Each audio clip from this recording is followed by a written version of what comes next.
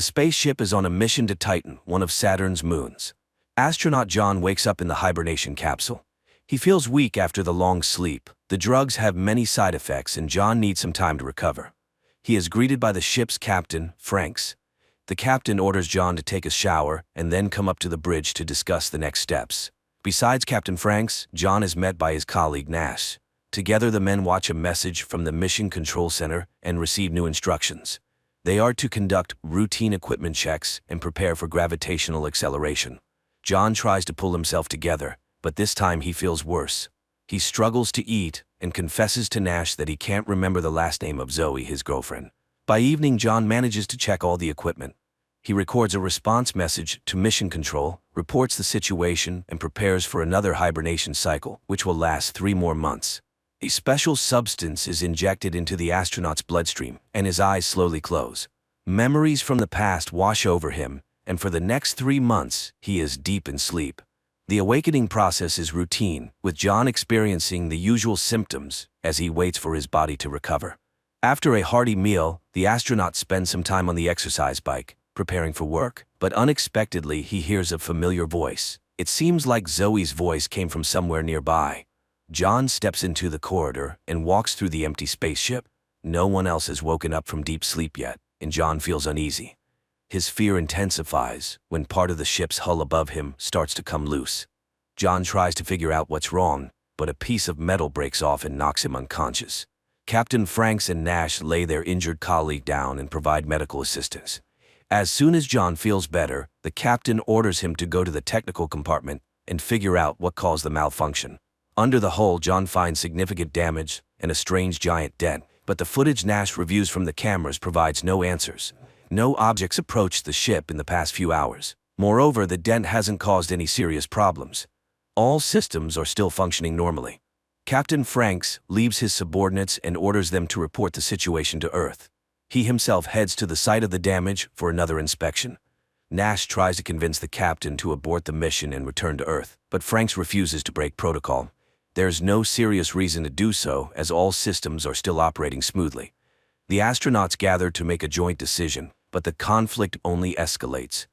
Nash starts panicking, insisting that continuing the mission is too dangerous, but the captain remains firm. Unless new orders come from Mission Control, they will continue toward Titan. Nash then tries to persuade John to act together. He's convinced the system will eventually fail, and by then, they won't have the chance to save themselves and return to Earth. Their conversation is interrupted by the captain, who calls them to the bridge. He admits that he overheard everything Nash said and doesn't appreciate his attempts to stir up panic. Franks tries to calm Nash down, reminding him of the consequences they'll face for disobeying orders and advising them to focus on their duties. Despite the captain's orders, Nash continues to urge John. He asks him to set the hibernation cycle for 89 days instead of 90 so they can wake up earlier than the captain and reverse course back to Earth. John doesn't like his friend's idea and doesn't want to be part of a mutiny, but when Nash tells him about another ship destroyed by poor leadership decisions, John agrees to think it over and give an answer after they wake up. John falls asleep again, recalling happy moments with Zoe, but this time the cycle is much shorter than usual. Nash demands an answer from his friends so they can quickly turn the ship around and head for Earth, but John remains uncertain. He realizes that his mind is clouded, and making important decisions in this state isn't wise. Jupiter appears outside the window, strengthening John's doubts. They are so close to their destination. This drives Nash over the edge, and a loud argument breaks out between the men. Captain Franks watches the whole scene. Having learned of his subordinates' plans, he also altered his sleep schedule and woke up earlier to prevent the mutineers from disrupting the mission. Franks sends Nash to check the systems again to make sure everything is in order. While the saboteur is gone, the captain invites John for a drink to gauge the astronaut's mood. The commander assures John that he'll cancel the mission if it's necessary, but for now they must stick together and follow orders. Nash's derailed plans push him to the brink of insanity. He causes a scene and Franks decides to relieve him of his duties and proceed with acceleration without him. John tries to stay out of the conflict and pretends that everything is fine, but the breach in the hull continues to trouble him, and he often has nightmares where it pulls him into the vacuum of space. Despite his concerns, John ignores Nash's pleas and heads to the bridge to prepare for the acceleration. The team gets ready to approach Jupiter. John sets the coordinates and sequentially activates the powerful engines that will take them to Titan. The acceleration is successful, and the ship enters the orbit that will guide them to Titan. But Nash still believes it's a serious mistake. John isn't entirely sure they made the right choice either, but he tries to keep himself busy to avoid dwelling on it. He decides to check the equipment again, and something strange happens. One of the radios transmits an unknown signal. The crew tries to come up with an explanation, both insisting that John must have accidentally pressed a button. To end the discussion, Franks orders the astronauts to prepare for another hibernation cycle. This time, exiting hibernation becomes a real challenge. John collapses to the floor, completely drained. He tries to recover, but while his body regains strength, his mind suffers greatly. He keeps seeing visions of Zoe everywhere. Captain Franks notices his subordinate's strange condition. He tells John to get a grip and realize that it's all just his imagination. Zoe is not, and cannot be, on the ship. Nash discovers the first signs of trouble. The reactor's power output begins to rise. He's not sure if it's connected to the hull breach, but if it continues, the ship's engine might fail. Nash again urges his friend to listen to him and turn the ship around. He reminds John of Zoe, saying that if they don't return now, she'll quickly find a new boyfriend. Captain Franks overhears the men's conversation once again. He summons them to the bridge for a serious talk. Someone, using Nash's password, deliberately lowered the engine's power to stop the ship. The commander won't tolerate Nash's antics any longer. This time he draws his sidearm to show the mutineer who's in charge on the ship. Franks orders the astronauts to return to their hibernation capsules to prevent any further sabotage. But as John's body starts receiving the drug, he sees what the captain is doing to his colleague. He doesn't have time to stop the crime. His eyes close. Weeks later, when the sleep cycle ends, John tries to figure out if it really happened or if it was just a dream. He steps into the corridor, but none of his colleagues are around. Franks appears suddenly. He assures John that Nash is fine but will remain in hibernation until the mission is over. The captain asks John not to complicate things and behave normally.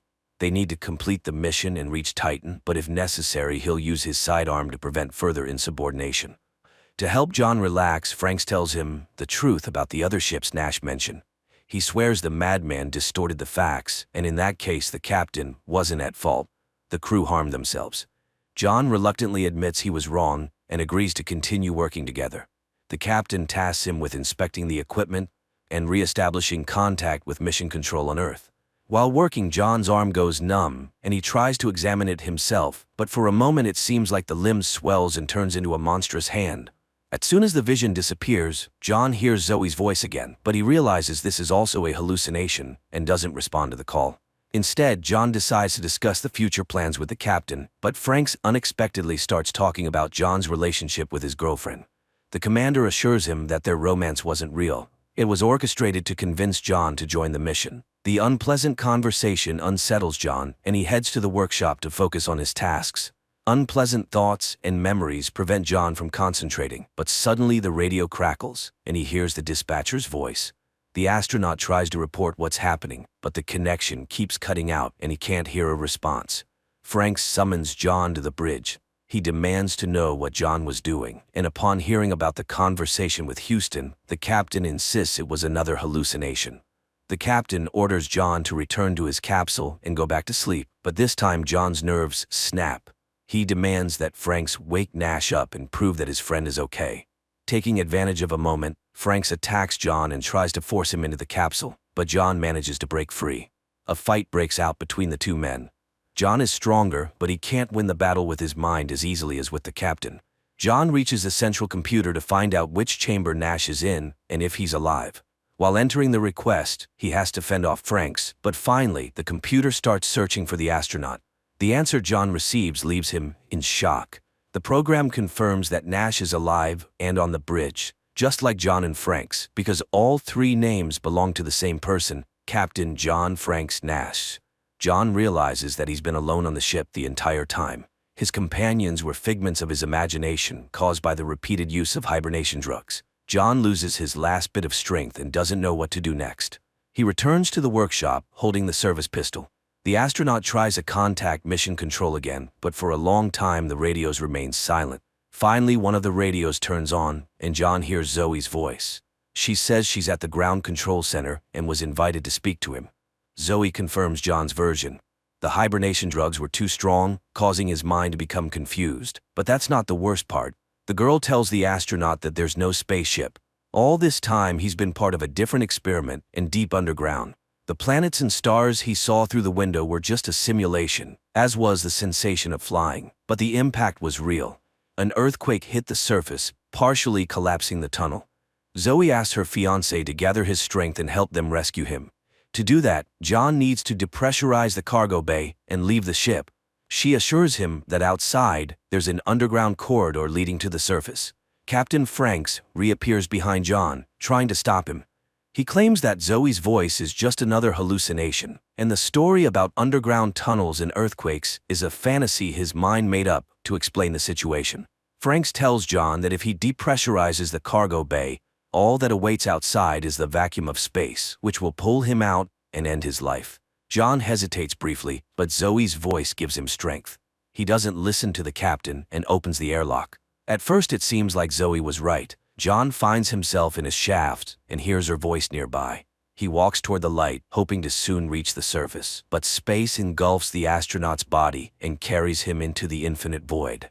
Or was that a hallucination too? That's how the movie ends.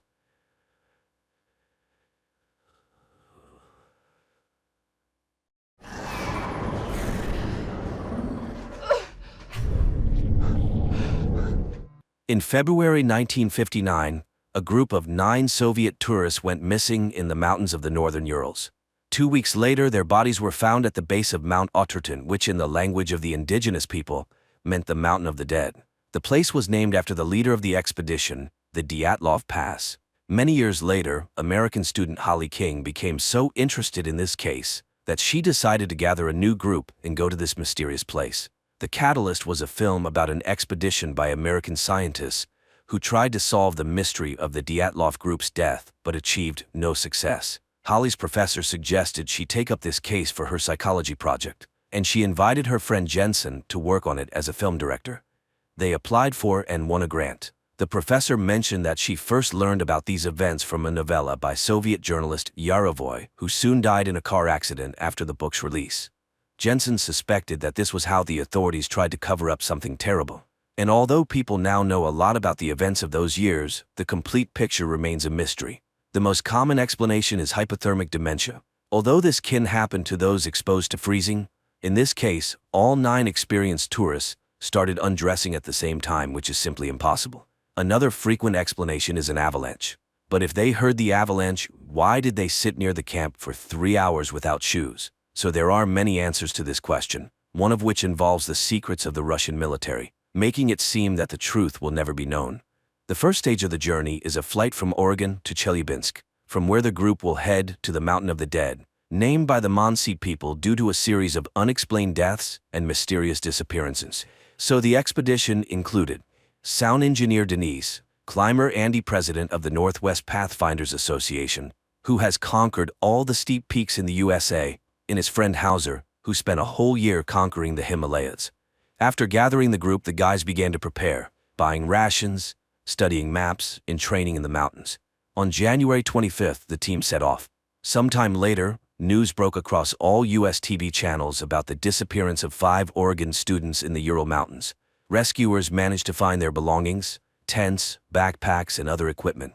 A Russian TV correspondent reported details about the more than strange disappearance of the group of American documentarians, although experts are constructing their versions of the reasons for the disappearance. In winter, the temperature here can drop to -50 degrees, with strong, piercing winds whose direction constantly changes. This means that if a person walks against the wind and thinks they are walking straight, they might actually be walking in circles. There are speculations about the intervention of some extraterrestrial devices, which many witnesses saw in these places, or even about the appearance of the Yeti. The Mansi elders recall rumbling and fiery balls over the mountains on the days when the Dyatlov group disappeared. They consider these places a portal to the other world. The students wanted to repeat the infamous Dyatlov expedition, and it seems they succeeded. Rescuers managed to find a camera that captured the last days of the documentarians' lives. A group of hackers posted frames on their portal, showing Holly talking about the darkness that followed her from the open door, while Jensen calms the girl, although she is sure they will not get out of this place. The action shifts to a month earlier, when lively and cheerful students are traveling to the Urals. On the train, they are having fun, hoping for success in worldwide fame. Andy is proud of his acquisition, a phone with GPS, which will help them navigate the mountains, while Holly conducts tests to find out people's desire to hike. Soon the group arrives in the town of Evedal, where they plan to interview the only surviving member of the Dyatlov expedition, who left the route due to illness, but now he is held in a psychiatric hospital. However, doctors do not allow the Americans inside, and they only manage to see the old man showing them a note saying, "Leave."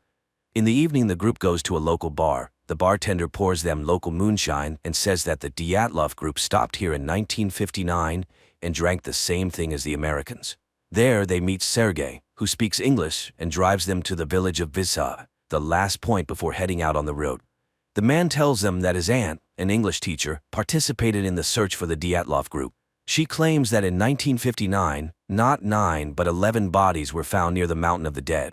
Next to the last two, which looked very different from the others, lay some unknown device. But none of this was mentioned in the reports. After the conversation, the guys set off on foot. At night they stop and set up camp, as the weather begins to change. Hauser prepares a camp dinner, and the guys have fun joking with each other. At night, people see strange lights in the sky and recall reports of orange flashes over the Dyatlov camp, but they decide they still won't be able to solve this mystery and go to sleep. However, in the morning, they notice numerous barefoot tracks of unusual sizes around the tents, resembling human ones.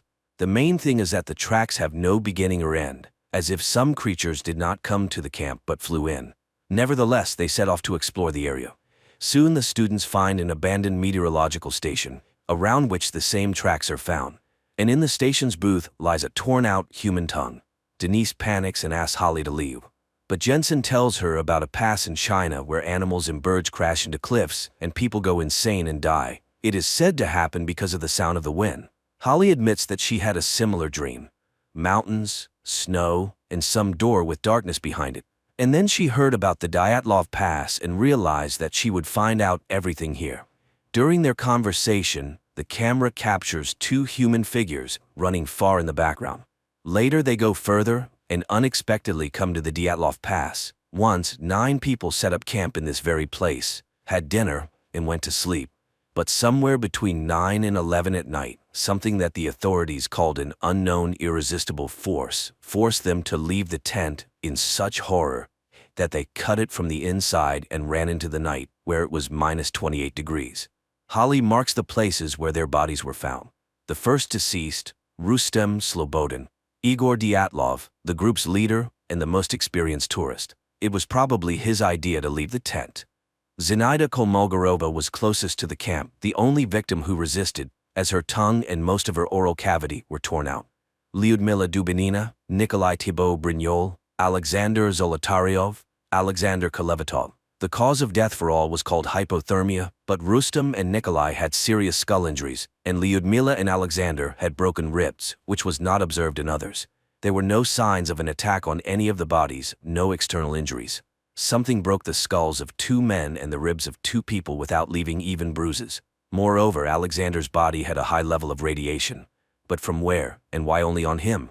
Georgy Krivonashenko and Yuri Doroshenko, when others ran away, sat by the extinguished fire and froze to death. While Holly is conducting research, Andy is surprised that their group somehow covered 22 kilometers in one day. Everyone's watches, GPS, and even the compass stopped working. Some guys suggest leaving the mountains before it's too late, but Holly persuades them to stay and finish the film. At night, Holly notices that the Geiger counter starts signaling, and together with Jensen, they go up the slope, where they find a high but not deadly level of radiation. Unexpectedly, the students discover the entrance to a bunker, closed with an iron door. Holly wants to open it, although Jensen is categorically against it, as Russian authorities did not build it here for nothing, closing something dangerous in the mountain. However, it turns out that the door is open and just a bit frozen. Holly asks Jensen not to tell the others about the discovery to avoid causing panic among the already scared team. They return to the camp and settle for the night. Around 6 a.m., a huge avalanche roars down the mountains, killing Denise, injuring Andy, and sweeping away the tents and almost all supplies. At first, everyone quarrels, trying to find the culprit of the tragedy, But gradually they realize it was an attempt on their expedition. They help Andy and try to contact the outside world somehow. Holly tells them about the bunker, which enrages Hauser since they are freezing here in the snow while it might be warm there. The students launch a signal flare and wait for help. After some time, 2 people arrive, claiming they saw the flare, but Andy does not believe them since they have no backpacks and could not have reached here so quickly. He stays to hold them back while the others are ordered to run. The strangers shoot Andy and wound Hauser. Holly, Jensen, and the wounded Hauser barely manage to get into the bunker. The strangers pursue them, but the students close the door. The Americans turn on the lighting, although it is dim and flickering. Running through the tunnels, they find a laboratory full of various devices and documents, among which are old journals with the names of people who died in the line of duty. There are also details about the famous American experiment with the teleportation of the USS Eldridge. Hauser feels unwell and stays put, as Holly promises to find an exit in return for him. The students continue on alone. Soon, Holly and Jensen find the bodies of soldiers who recently died. One of them is missing a tongue, presumably the one they found earlier at the station. But the other bodies are very old and even skeletonized. The 2 open another door, behind which they sense movement. Suddenly, under the flashlight, they see exactly the same camera they have. Moreover, it has their recordings on it. Jensen recalls the teleportation of the Eldridge, which likely happened to them too. At that time, many soldiers mutated, turning into something incomprehensible. At that moment, they hear Hauser's screams and rush to him, finding their friend being torn apart by 2 humanoid mutants. Noticing the newcomers, the mutants attack them. Resembling skeletons covered in skin, the mutants seem to possess the ability to teleport as they appear out of nowhere in any place. Jensen and Holly leave their friend's body, run out of the bunker, and close the door. To their surprise, the mutants do not chase after them. The survivors turn around, and instead of a snowy field, they see a fossil forming a huge round tunnel. The students realize that this is the path for the mutants' teleportation. Holly throws debris inside and sees that the passage is activated. Looking around, the couple finds drawings on the walls made by the local inhabitants and understands that they discovered this place, built by an ancient civilization once living under these mountains. Such portals can be anything, even weapons scattered around the world, which explains many great mysteries. They do not know where it might take them, to which space or time, but Jensen suggests they need to mentally focus on the place they intend to go. And it will work. The only place that they both clearly imagine is the surroundings of their camp near the bunker entrance. They have no choice but to head into the tunnel. The plot shifts back to 1959, when a Soviet girl from the search team finds their bodies and is very surprised because the rescuers have already found all 9 participants of the expedition.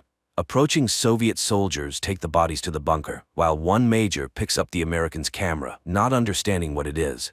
The soldier wants to place the Americans with the other bodies, but the major orders them to be placed in a separate room for examination by a doctor. Undressing the deceased, the soldiers are astonished by the unusual clothing for the 1950s. The naked bodies of Holly and Jensen, now looking like mutant bodies, are hung on hooks in a separate cell. The sergeant places the camera under a light. When everyone leaves, the creatures begin to revive. The man lifts his head and looks at the woman. She directs her gaze at the camera, and an angel wing tattoo is visible on the right side of her neck, the same one Holly had. Despite some inconsistencies, the storyline adheres to most known facts, although the American-Russian creative team skillfully handled the mystified legacy of the USSR. However, the found footage effect combined with acting, special effects, and magnificent locations is good enough to ensure the thriller's watchability.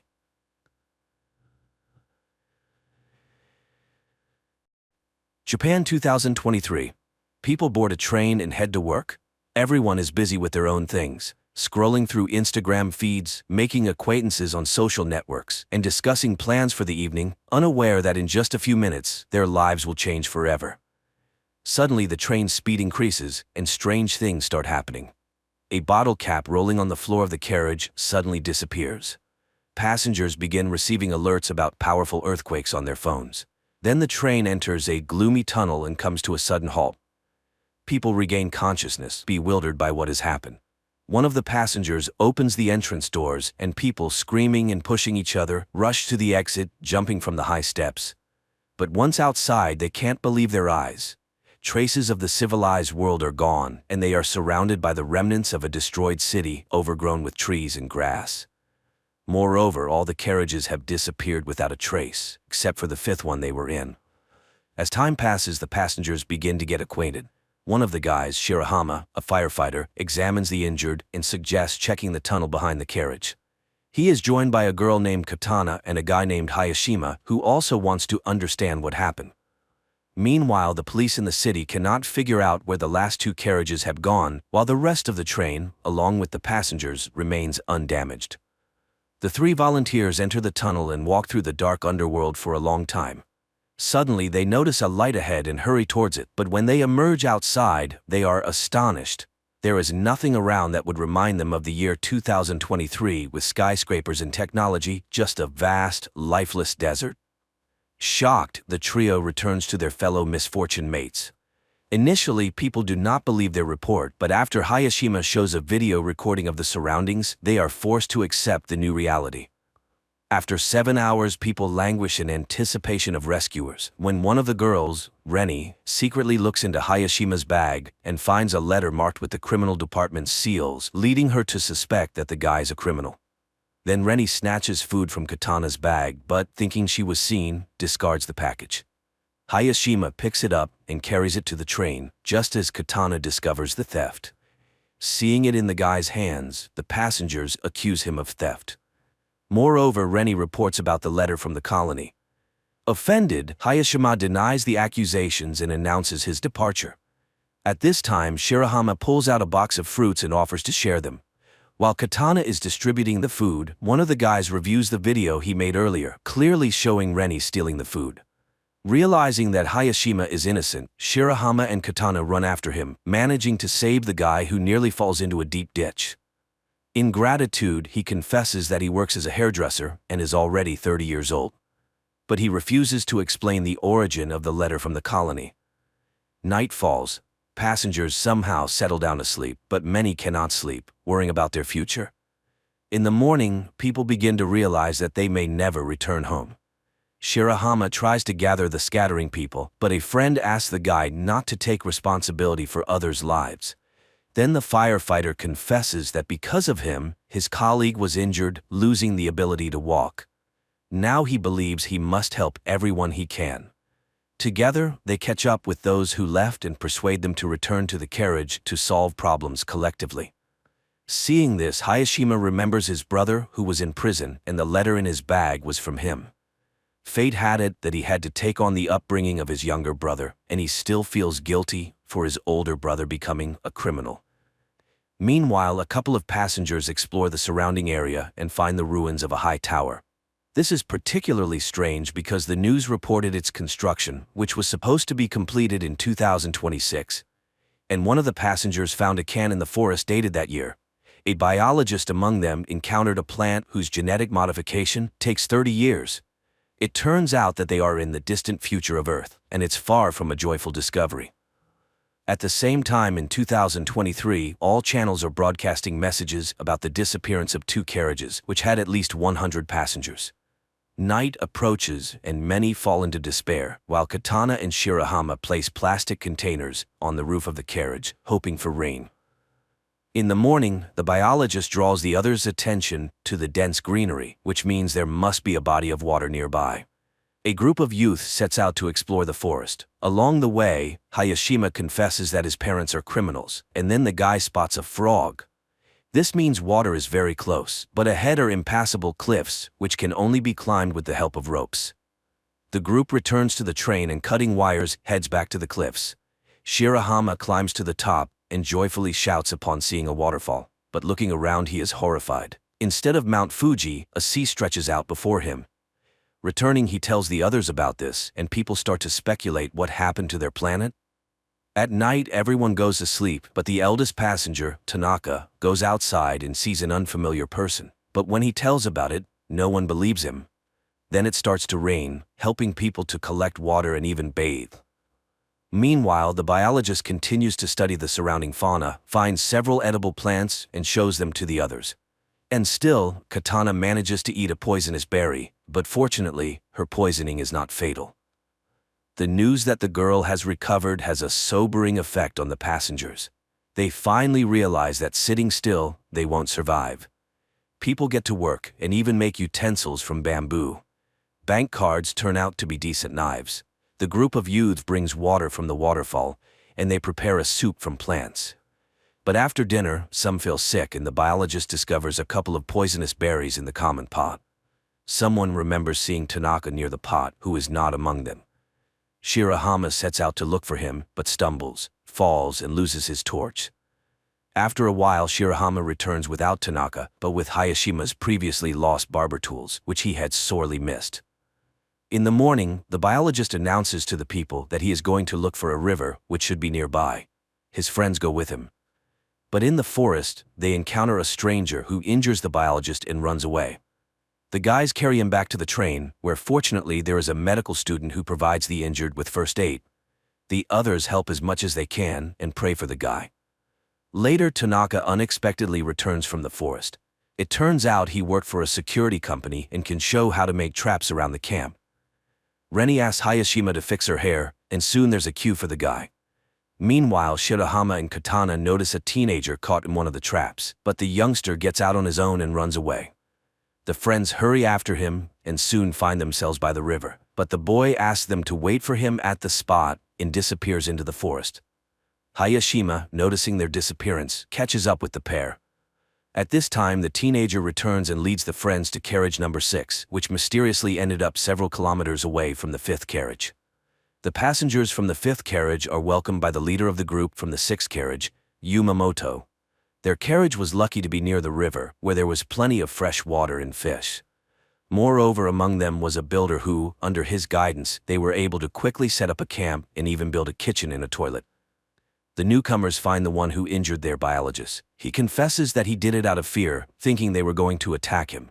He bows deeply, apologizing for his action. And Yumamoto admits that he believes a return to the past is possible. The man told them that in the early days, they found a small boat on the river, where he managed to fix the radio and catch a signal, apparently from Canada, where the year 2060 was mentioned. From what he heard, the man understood that in 2026 a disaster occurred. A huge asteroid fell to Earth, causing powerful earthquakes and tsunamis worldwide, instantly taking billions of lives. The dust thrown into the atmosphere blocked sunlight, leading to the extinction of the remaining species. But the main thing is that the asteroid didn't fall by chance. It was space debris, as besides state corporations, satellites began to be launched by anyone who fancied. One of the probes collided with a satellite, which in turn fell onto an asteroid, leading to a deviation of its orbit. So it was a man-made disaster. That's why it's so important to return to their year and change the future. Inspired by the example of the 6th carriage, the passengers decided to make a bath by the river. Meanwhile, Tanaka continues to deteriorate, making himself a doll from branches and talking to it. In the morning, the bath is ready. For the first time in many days, people bathe in hot water and wash their clothes. And the guys find a strange stone on the riverbank, which Yumamoto learns about. He sends his people to find it, but Reni notices strangers, and one of the guys lets slip that according to their leader, this stone might help them return home. The girls argue about the need to return, and Reni pushes Katana away. She falls and accidentally shifts a layer of soil, under which a dead body is discovered. Meanwhile, Tanaka reads in a newspaper an announcement about the search for a murderer in his description. At that time, Reni and Katana are attacked by guys from the 6th carriage, but Reni breaks free and runs to her own, where she tells about the found corpse, while Katana escapes from the guys through the forest. The 5th carriage decides to make weapons, while Shirahama and Hayashima run to the neighbors. But the girl is not there, and Katana meanwhile makes it to the boat. Yumamoto is forced to confess to the guys that he killed one of the passengers, who suddenly became aggressive and started attacking people with a knife. That's why he was recognized as a leader. The guys go home, hoping that Katana has returned, but she's not there, and the rest urge to go to the 6th carriage and punish the guilty. And the guys go again to look for the girl. Katana hides in the boat when Yumamoto comes in. He pretends to be calling an unknown station, but the girl sees that the wires are cut. The man discovers her and confesses that he doesn't want to return to the past because he intends to create a new society here. After that, he ties up Katana and locks her in the cabin, where her screams cannot be heard. In the morning, the passengers of the fifth carriage are just about to attack the neighbors when one of the women suggests backing up and looking for a building where they could hide. At this time, guys from the sixth carriage go to the neighbors to scavenge something, but they fall into traps.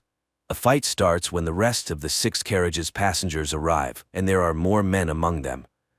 The fight escalates into a real battle, which is stopped by the appearance of the escaped Katana, who accuses Yumamoto of lying.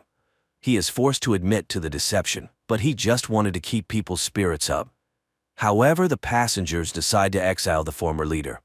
Before leaving, the man hands over a journal from the ship, which contains information about the tower that could help them return to the past. Meanwhile, those who went to search for the building reach the tower and find glowing asteroid fragments there. And in 2023, scientist Ray, after reviewing the video surveillance camera recordings, discovers that a wormhole appeared in the tunnel at the moment of the disappearance of two carriages, which apparently was the result of a distortion in the space-time continuum. The passengers study the journal found by Yumamoto and learn the exact date of the disaster. Moreover, they have an asteroid fragment that possesses a phenomenal magnetic charge. One of the passengers remembers how on the day of their departure, he saw something in the sky resembling a falling star. In the past, Ray, analyzing the same event, concludes that it was the flare from a supernova explosion. In the future, there's also an expert who explains that supernovas occur in space when a star reaches the end of its life cycle and explodes, releasing a massive amount of energy. Apparently, this created the temporal rift into which both carriages fell. It means they need to open this wormhole again. In the evening, a strong storm begins, forcing people to seek more reliable shelter than the carriage. Tanaka opens the rear doors leading into the tunnel. Unexpectedly, a strong gust snatches his doll and sucks it into the wormhole caused by the hurricane. But as soon as the storm subsides, the wormhole disappears. And in 2023, scientists find Tanaka's doll. Passengers in the future conclude that to summon the wormhole, they need a powerful energy source, for which they start looking for remnants of power lines. Digging up each post, the passengers find an electrical substation where, somehow, working equipment is preserved. They redirect enough electricity into the tunnel to stabilize the wormhole with the onset of the next storm, enough to return to the past.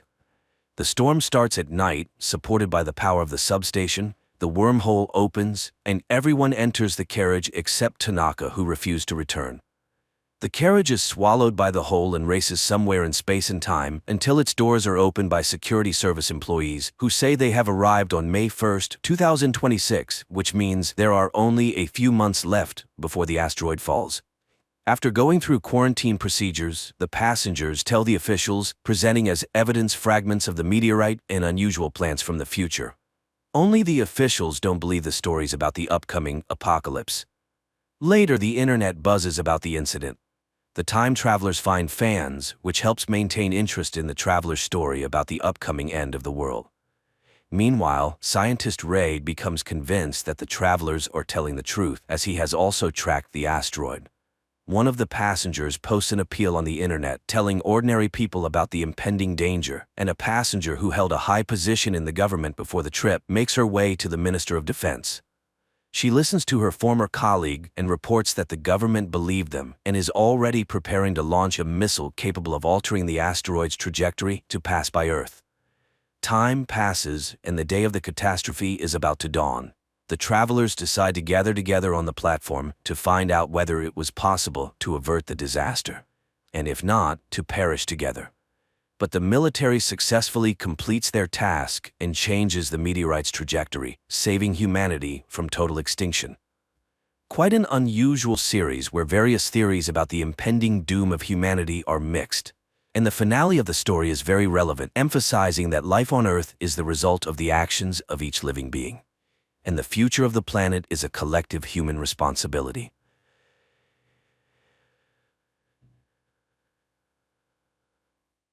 Bob is an ordinary man at first glance, living in a small northern town and working at a lumber mill. His ex-family, his wife Darlene and daughter Eva, live far from him. Their relationship is strained. The girl has reached a troublesome age, behaving oddly and completely ignoring her mother. One ordinary day, Bob returns home and receives a call from Darlin, who complains about their daughter and asks him to influence her. However, Bob asks to be forgotten and ends the call abruptly. Yet, he is deeply upset by Eva's behavior, and to relieve some tension, heads to a bar where he soon notices a dealer.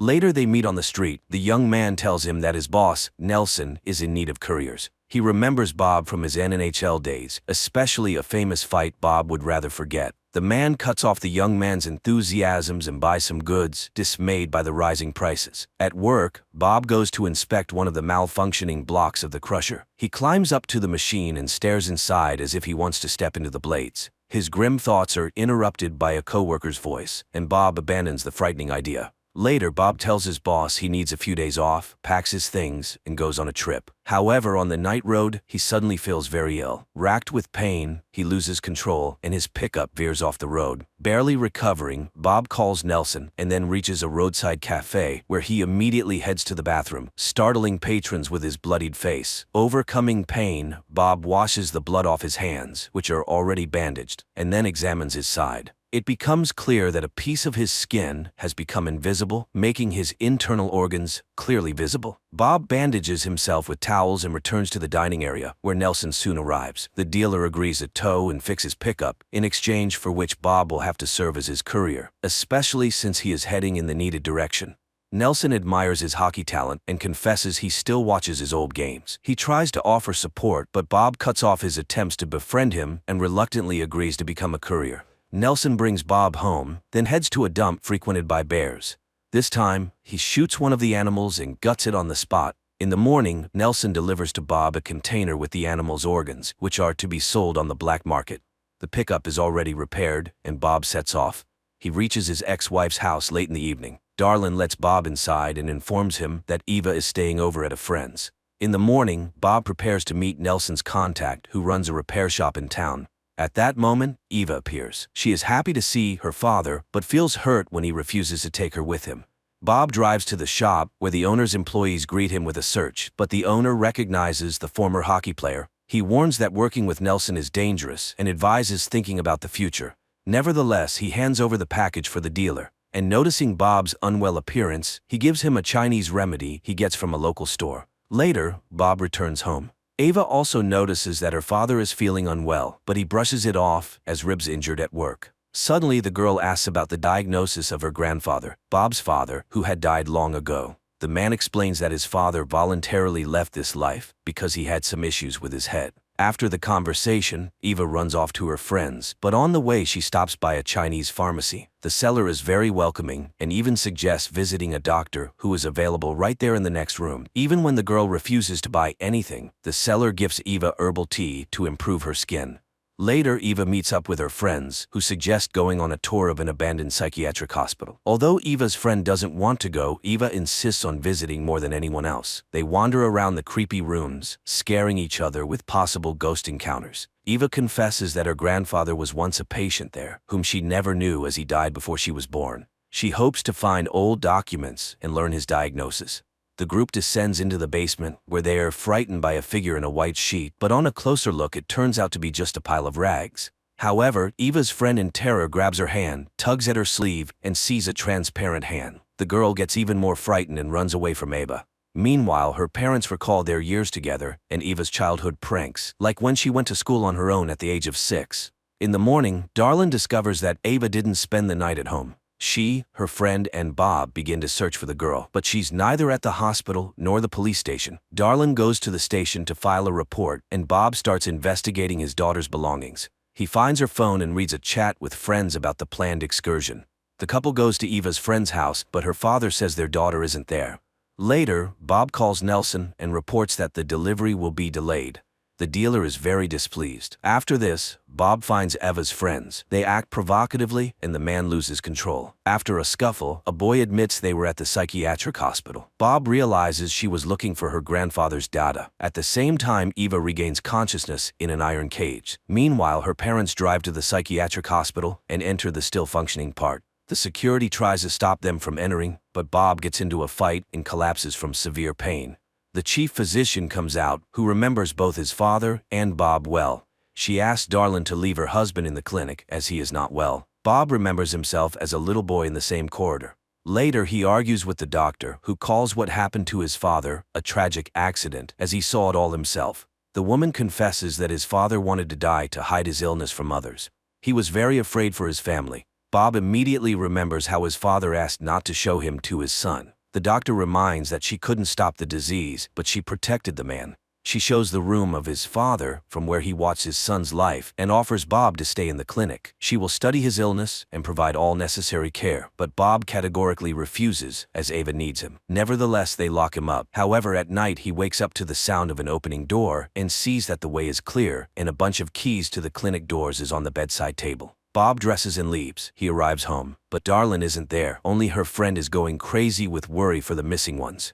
Then Nelson calls again and starts threatening Bob, listing his family members, which drives the man over the edge. Hearing his swearing, Darlin's friend tells him that girls have been disappearing in the town for a long time and demands that something be done. He goes to her friend's house again, and this time he manages to meet her. The girl confesses that she now knows her friend's secret. She is the same as him. She hands over Eva's backpack that was left with her.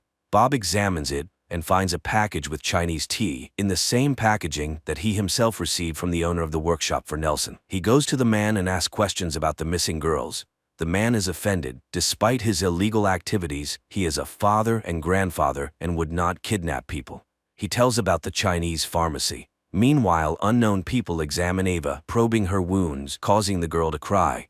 Bob finds the pharmacy and tells the seller about his missing daughter. The woman is scared, but afraid to tell the truth. Then Bob notices Eva's bicycle in the back of the shop. He removes his hood. The woman is horrified, seeing his disappearing flesh, and she realizes that the girl is just like him. She tries to protect the doctor, glancing towards his office. Realizing this, Bob rushes in that direction, stripping off his clothes along the way. He descends into the basement, finds the doctor and his assistant, and starts beating them, demanding his daughter back. Then he hears Eva's voice calling him from a cage. Seeing what her father looks like, Ava is scared, but Bob calms her down and opens the cage, but the doctor manages to wound him. Bob leaves with his daughter. As a parting gift, the seller gives him tea that will help Ava and advises them to run. Father and daughter arrive home. Darlin immediately begins to provide help. It turns out she knew the father's secret and knows what to do. She couldn't confess to her daughter because she was afraid for her. In the morning, Bob regains consciousness and tells his daughter that he had to leave because of the illness. Ava confesses that she quit sports when she started having the same issues. She thought she was alone in this, but it turns out that her father and grandfather also suffered from invisibility. Later, Bob prepares to leave, although Eva doesn't want him to go, but the man confesses that his strength is leaving him, and soon everyone might find out his secret. He says goodbye to Darlin as Eva appears at the doorway with bags, intending to drive her father home herself. Through tears, the mother agrees to let her go. Father and daughter set off. Along the way, Eva starts asking questions. Bob admits that after what he experienced in childhood, he couldn't burden his family, so he left. The daughter promises to make up for everything they missed in their relationship. Soon they arrive at the place where Nelson's new courier is waiting. Bob needs to meet him, but he notices that his face is also beginning to disappear. Eva covers the void with foundation, and the father goes to the meeting. He delivers the package passed by his boss and returns to the car. Soon they reach Bob's home, and the father hands over the tea he got from the Chinese lady to Ava. She brews it and cares for her weakened father. He assures her that she can live here peacefully. People in the north don't meddle in each other's affairs. Meanwhile, Nelson opens the package and finds that he has been deceived. Ava goes shopping, and the dealer notices her. Later, the girl tries to calm her father, who has become almost invisible, and after a while he suddenly says that it's time for him to go, because later he simply will not be able to accomplish what he planned. He is ready to disappear at the sawmill, which he had already tried to do. Despite her objections, Bob drives to the factory, but standing over the crusher, he suddenly stops. At this time, an armed Nelson bursts into his house. He threatens the girl with a shotgun, demanding to know where Bob is. Even though Eva says that he sold the house to her, the man realizes it's not true since Bob's belongings are still there.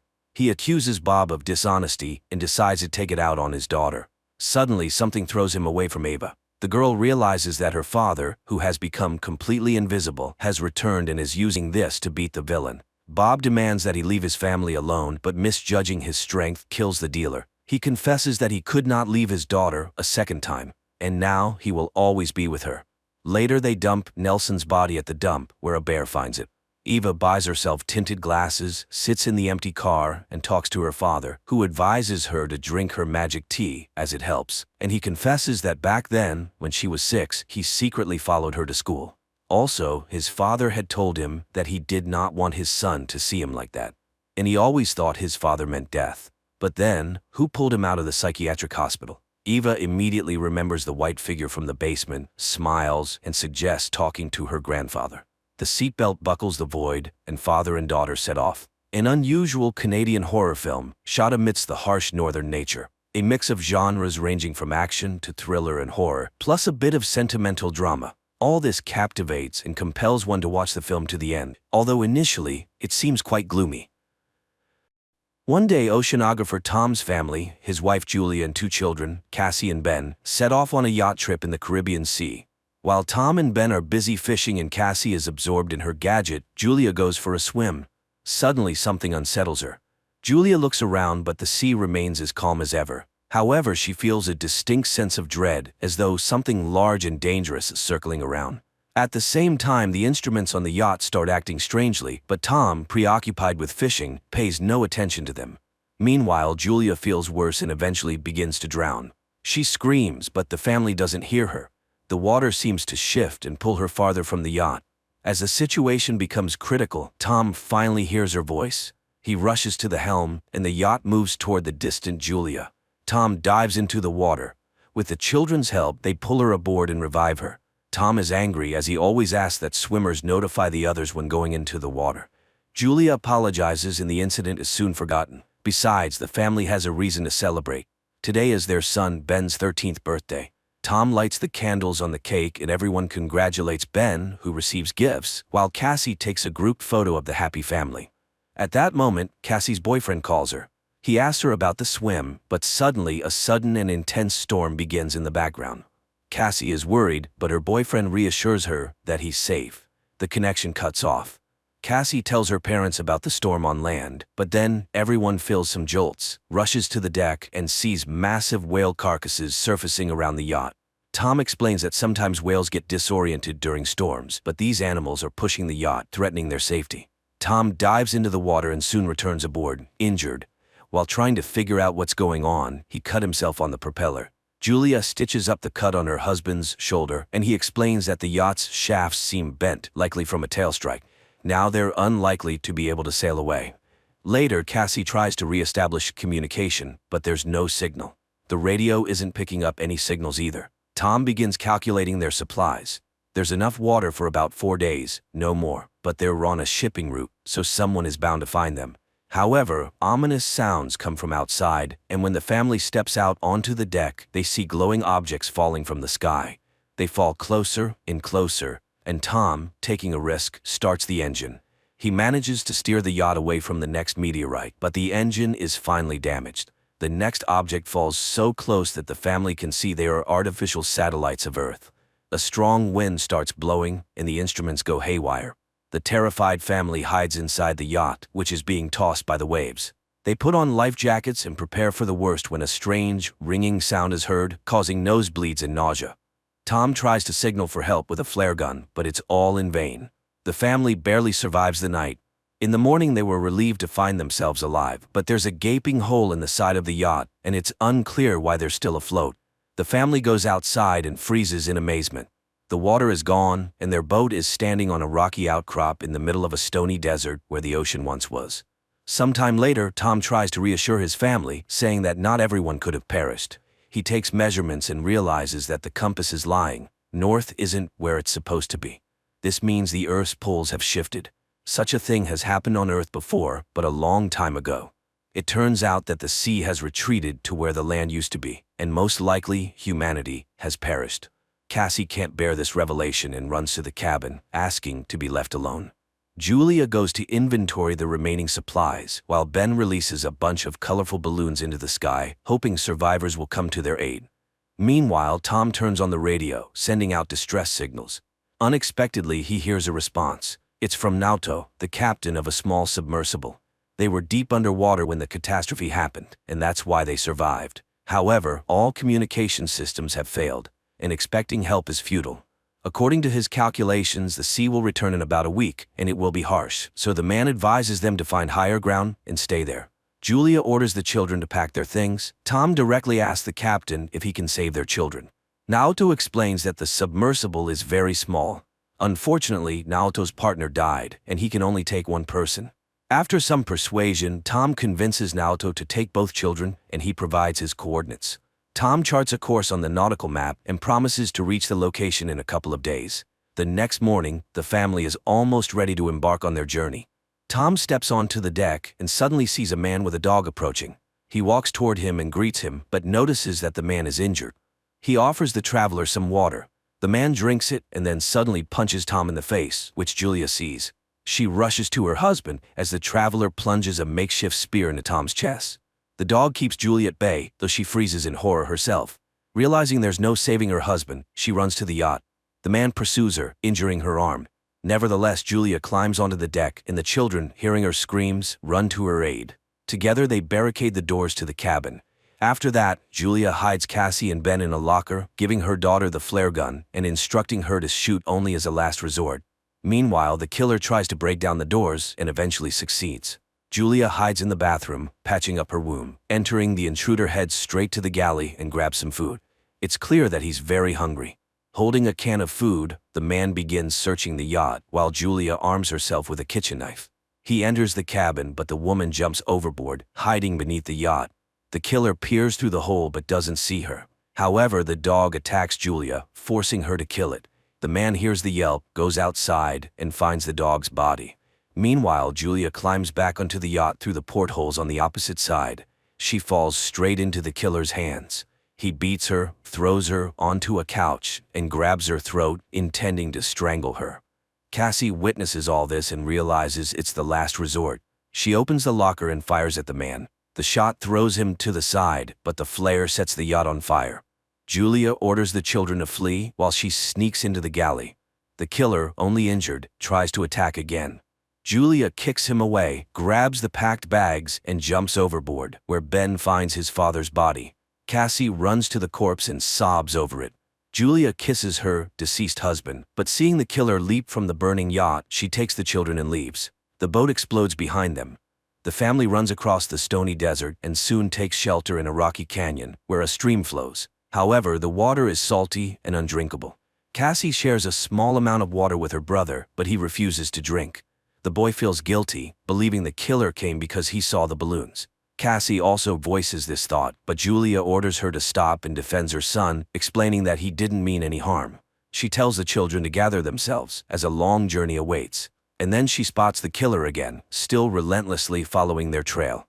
The family hurries onward. That evening, Ben finds the carcass of a hammerhead shark and tries to butcher it. But Julia sees the pursuer and orders the children to run. They soon come across a field of once flooded toxic waste barrels, but Julia urges the children forward despite the threat of contamination, knowing the killer is still on their heels. The family walks along the former ocean floor, weaving through piles of plastic and other trash dumped by humans. Soon, Julia notices that Ben is severely dehydrated and gives him the last drops of water. Cassie has a breakdown, convinced that they have no chance of survival, but Julia commands them to keep moving. Eventually, they find the fuselage of a plane that crashed into the sea long ago and crawl inside to rest. Julia examines the last photo of their family and recounts the story of her first meeting with Tom, which happened at her hospital, where Tom was brought with decompression sickness after a failed dive. The children weep, remembering their father and saying their final goodbyes to him. At night, Cassie is awakened by a noise and steps outside to sit near the plane. Out of the darkness, the killer approaches her, unaware that the girl is acting as bait. As he prepares to grab her, Julia ambushes him, stabbing the man with a knife. At dawn, the family prepares to continue their journey, only to discover the killer's body has been scavenged.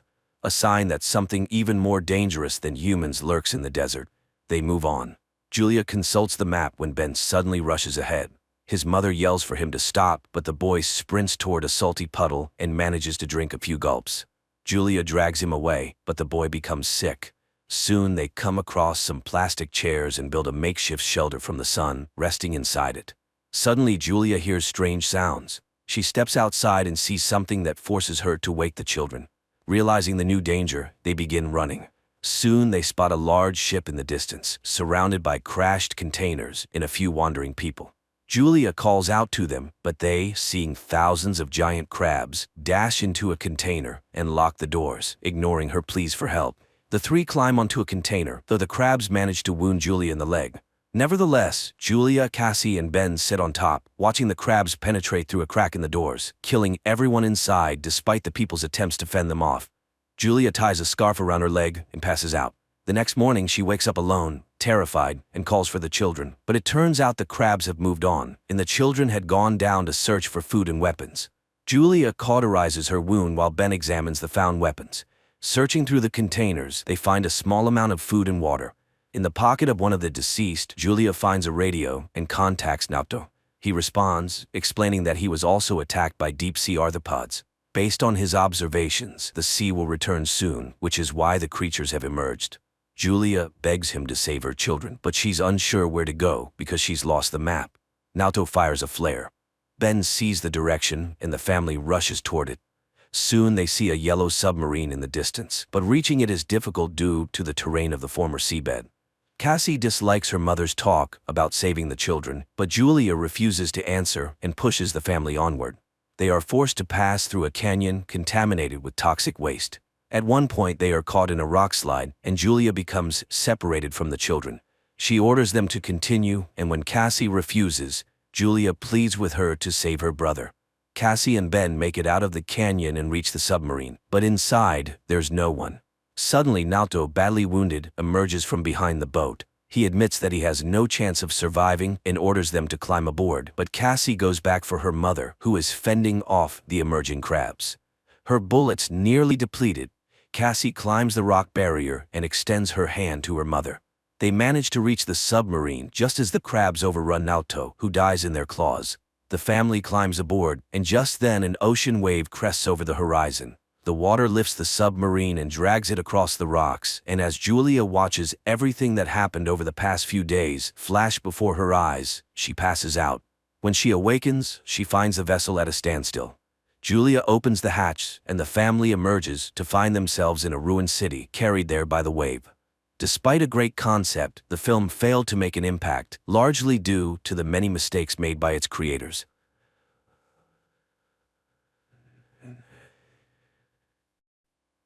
The crew of the spaceship is in cryogenic sleep. Astronaut George Taylor is dictating his final report. Exactly half a year ago by the ship's time, they left Cape Canaveral. Over 7 centuries have passed on Earth during this period. The people who sent them on this journey have long since died, but Taylor has no regrets about what they've done. Everything seems different from here. The flow of time is distorted and space is limitless. The only thing he would like to know is whether humanity, the miracle of the universe that sent him into the sky, continues to wage war. A last glance at the clock. It's March 27, 2673 on Earth. He looks at his comrades and lies down in his place. After a while, the ship makes an emergency landing on an unknown planet and finds itself in the middle of a body of water. The crew wakes up and realizes that they have slept much longer than the calculated time. But the most horrifying shock is the death of the only woman, Stewart. At that moment, water begins to enter the ship. They need to evacuate, especially since the samples showed that the atmosphere is suitable for breathing. Looking at the ship's clock, which is frozen at Earth time, November 25, 3978, the crew abandons the sinking ship.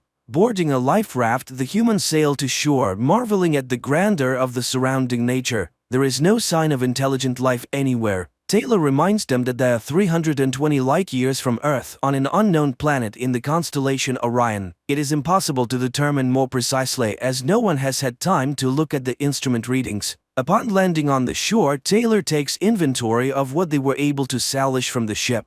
A pistol, 20 rounds of ammunition, a first aid kit, and a 3-day supply of food and water. The only question now is how long is a day here? They are discussing the strange death of Stewart, apparently caused by depressurization. It seems they were flying for 18 months, while on Earth it has been about 2,000 years. There is no hope of returning, and time has erased everything they knew. Therefore, they need to start studying this planet. Analysis show that nothing can grow here as there is very little carbon dioxide. But there is nothing dangerous to human health either. They have 72 hours left until they run out of food. Landon sets up a small flag of the United States of America on the shore and the astronauts set off on their journey. The surroundings are strange and wild, bizarre rocks and lifeless canyons. The people almost get trapped under landslides several times. Thunderbolts light up the sky without bringing rain, and the sky itself is covered with clouds with no satellites or landmarks. One thing they know for sure, there's a time gap between them and Earth. Their loved ones died 20 centuries ago. Even if they returned, no one would remember them. Taylor urges his comrades on. Why did they embark on this flight? Was it for fame, new knowledge, or the opportunity to live longer? But now they have lived much longer than any other human on Earth. Only Taylor set out on this journey because he's a dreamer. He is confident that there must be something better than humans in the universe. At that moment, Dodge calls out to them. He has found life. A barely noticeable green shoot has sprouted from rocky desert. This means there are plants here and they need to find them. The group continues forward. Everywhere they look, they see unfriendly rocks. But ahead, they see green bushes and some strange crosses that resemble scarecrows. After walking a little further, the astronauts are thrilled to finally see water ahead. The excited group quickly sheds their clothes and jumps in. After that, they swim towards the shore and notice human footprints on the sand. Suddenly, they see dark figures stealing their clothes. The men chase after the thieves, who leave behind obvious traces of their path, such as broken clothing and scraps. Soon they come across their torn clothes and put on whatever remains. Finally, they reach a plain and see many people behaving quite strangely. They are silent and pay no attention to the astronauts, instead calmly gathering and eating different fruits. The Earthlings are puzzled as their fellow humans seem almost feral. Luckily, they are not cannibals. Suddenly, an ominous sound comes from the forest and the people start running. The astronauts try to understand what is happening and suddenly see armed riders. Shots are fired and then monkeys appear on the clearing, apparently hunting the humans. The Earthlings attempt to flee and in the heat of the chase they split up. Shots are heard from all directions and Dodge is killed. Taylor, along with others, runs towards the river, and just when it seems like he's about to make it, one of the monkeys shoots him in the neck, rendering him unconscious. The tied-up astronaut is thrown into a cell with other prisoners. He's surprised to see the monkeys taking pictures as if it's a souvenir. George is brought to a hospital where he's examined by scientist monkeys. They examine Taylor, who's wearing strange clothing. But two chimpanzees argue about the need to study the animal's brains, ignoring Taylor, who's still recovering from his throat wound and unable to speak. In the morning, Dr. Zyra does her rounds. She's intrigued by a strange animal she calls Bright Eyes because he pretends to talk in a hilariously convincing way. Taylor tries to demonstrate that he's intelligent and attempts to snatch the pencil from Zyra's hand. At that moment, Dr. Zaius enters. Zyra shows him the exceptional human, but Zaius is skeptical and sees him merely imitating. Zyra tries to draw attention to the human's uniqueness by highlighting his unconventional use of a blanket as clothing and his unusual hand movements. Perhaps he's intelligent, but Zaius is irritated, dismissing it all as cheap tricks. Humans are dangerous and must be destroyed. Later, they bring a female human as a gift and lock her in Taylor's cell. The next day, George and his companion are walking in the yard in a large cage. Zyra brings her fiancé, an archaeologist named Cornelius, to show him Taylor, but Cornelius sees nothing special about him. While the apes argue, George writes in the sand, but nobody pays attention to him. At that moment, Dr. Zaius arrives, annoyed at Zyra with her human again. Suddenly, a wild man attacks George and a fight breaks out. The guards drag Taylor away and Zaius sees the letters George wrote but quickly erases them. Zyra apologizes to Taylor but he snatches the paper and pencil and writes his name on the piece of paper. Zyra is astonished and takes him home. Cornelius doesn't believe her stories, it's all just tricks, humans can't write. They try to figure out where he learned it and Taylor writes the name of his school. The apes are shocked, could he really be intelligent? The man explains that they came from another planet. Cornelius is puzzled, but flying is impossible. Then Taylor crafts a paper airplane. Afterwards, he asks to see the maps and explains where they landed and how they got there.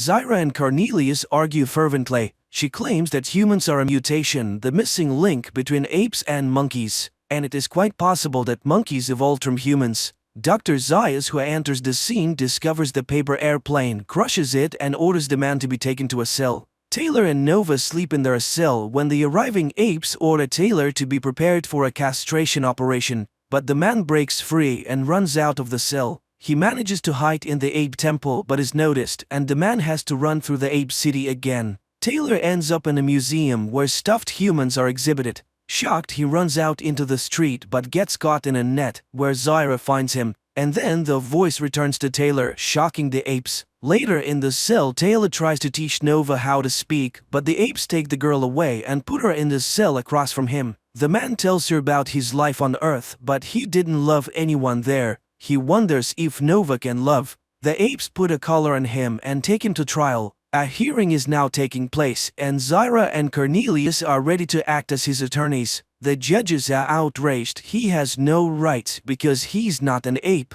But then what is he being tried for? The court gives a continuance to his lawyers, but Taylor intends to defend himself. A theologian scientist is called to testify, trying to prove the man's irrationality as he does not know the answers to the simplest questions. But Taylor cannot know them as he has not studied their culture. A person is prohibited from speaking, so he writes his statement and submits it to the court. Cornelius reads that Taylor is a space explorer and arrived from another planet, but the apes do not believe him. They demand to bring the people captured with him. And Taylor sees Landon, but he does not recognize his friend, and the scar is found on his head. George realizes that Dr. Zaius destroyed the man's brain. George is dragged back to the court. And then Cornelius defends Taylor. He did not lie when he said he came from the Forbidden Zone. He described it very accurately, and Cornelius himself was there, and he found traces of ancient ape culture. Zyra continues the defense. If he did not come from another planet, he was born on this one. She found no reason why people cannot speak. The problem is not in anatomy but in the brain, and that is the truth, but nobody wants to listen. Zyra and Cornelius are accused of scientific heresy and the tribunal is closed. The fate of the man is predetermined. He is handed over to Zaius, who intends to perform operations on him. George is outraged. How could such an upside-down civilization arise? And most importantly, why is Zaius so afraid of him? Zyra cannot accept this and organizes the escape of Taylor and Nova. Outside the city, Cornelius meets them with horses and supplies. He suggests returning to the spacecraft landing site. A small caravan sets off and reaches the river. If they follow it, they will reach the sea. Soon they reach the place where Cornelius was excavating. He's ready to take the man to the cave. And then Zyra sees the pursuit. Dr. Zaius, who caught up with the fugitives, is in for an unpleasant surprise. Taylor is armed. The Earthling offers a compromise to the doctor. If Cornelius can prove that their culture is not the oldest and originated from humans, he will leave them alone. Everyone goes into the cave. While Cornelius shows off his findings, Taylor discovers spare parts of a human, a dental plate, glasses, and a heart valve. But the main discovery is a human doll that says the word "Mama." Zaius tries to find a reasonable explanation when gunshots are heard outside. Everyone rushes to the exit. It's the makeshift doctors who, unable to keep their words, have attacked the fugitives' escorts. Taylor takes Dr. Zaius hostage and orders everyone to leave. Taylor will release him in exchange for a horse, food, and water for him and his woman. But before leaving, he asks the doctor why he always feared him, and he answers because he's a man, and that his ancestors are to blame for the lifeless forbidden lands, for he is the lowest and most treacherous beast. The people leave and the doctor orders the cave to be blown up and Zyra and Cornelius to be arrested. He saves the future of his people. Taylor and Nova ride along the beach. Suddenly, the man jumps off the horse in horror. He has returned, and they did it after all. They blew them all up and destroyed civilization, let them burn in hell. Nova looks at Taylor in fear. She doesn't understand what is before her, the upper part of the Statue of Liberty rising on the ocean shore. The film is based on the book by French writer Pierre Boulle, who considered his novel one of his least successful works and therefore had serious doubts about its success on the big screen. But in the end, the film ranked 350th on Empire's magazine's list of the 500 greatest films.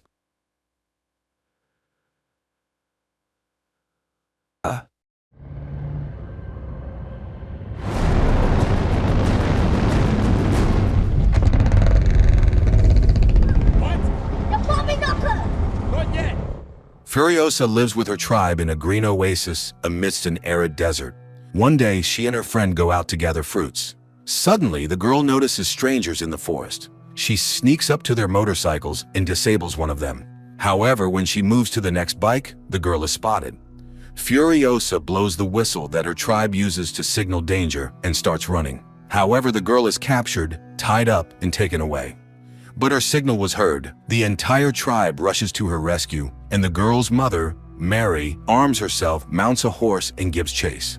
Mary pursues the kidnappers for a long time, eventually catching up to and killing the slowest one. She then takes his motorcycle and continues the chase. Soon, another bandit's motorcycle breaks down. 2 others stop to check for pursuers. During this time, Furiosa bites through the fuel line of the motorcycle. Her captor doesn't notice this, and seeing the pursuit on the horizon, the bandits ride on. Meanwhile, Furiosa's mother finds the second bandit's motorcycle and switches to it. As evening falls, the bandits stop to check their bikes.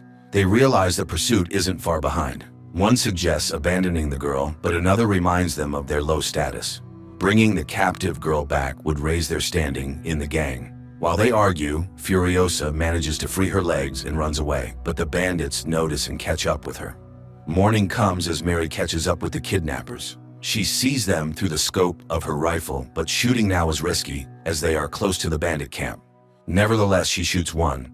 The other bandit, however, has secured Furiosa to his back, making it too risky for her to shoot. The bandit rides into the camp, sparking a dispute among the biker gang members, each wanting the girl for themselves. However, her captor claims he has seen a place of abundance, causing excitement among the crowd. The bandits decide to take the girl to their leader, Dementus. Mary follows them. On the way, Furiosa manages to push her captor off the motorcycle, preventing him from revealing the oasis's location. Dementus tries to intimidate the girl, but she remains silent. The bandit then resorts to trickery, ordering her to be washed and fed, promising to send her home the next day. Meanwhile, Mary disguises herself in the clothes of the last bandit she shot and heads to Dementus's camp. Furiosa is taken to a tent where a servant cleans her up. Seeing Mary in a helmet, the servant gets scared and begs not to be harmed, promising not to raise the alarm. Mary spares her, but as soon as mother and daughter leave, the servant runs to the warriors. A chase quickly ensues following the tracks of Mary's and Furiosa's motorcycle. Realizing they can't escape together, Mary orders her daughter to ride away. As a parting gift, she gives her a peach seed and makes Furiosa promise to plant it and protect the green lands. Furiosa rides away but stops and watches as her mother fights Dementus's hordes. Mary fights bravely, but cannot overcome all of them and is captured. The girl, crying, runs to her and manages to see Dementus's men brutally executing her mother. Dementus promises to release both if the girl shows the way to the oasis, but Furiosa only cries in grief. Dementus takes the girl and locks her in a cage. She is forced to watch the bloody competitions Dementus loves to hold. He tries to appease the girl and even gives her his favorite teddy bear. Dementus's history specialist offers to teach her to read and write, suggesting she could become a historian, but she plans to escape back to the Greenlands, tattooing the path onto her arm. One day, Dementus and his horde, searching for the place of abundance, encounter a strange warrior who claims to have come from the citadel where there is everything. Dementus decides this must be the land they seek and heads in that direction. Soon they reach the impregnable fortress guarded by the army of Immortan Joe. Dementus delivers a fiery speech, trying to rally the common people to his side. However, the Citadel's leader offers to choose one of his warriors to begin the battle. Dementus's servant points to one of Immortan Joe's soldiers. The soldier takes up his weapon, says goodbye, and jumps into the midst of the biker warriors, where he detonates himself, taking many enemies with him. But Dementus cannot retreat. The battle begins. Immortan Joe's men skillfully capture Dementus's motorcycles and cars with hooked chains, lifting them into the air. They do this with Furiosa's cage as well, but the history specialist manages to latch onto the cage, and Dementus himself comes to help. They free the girl from the cage and flee.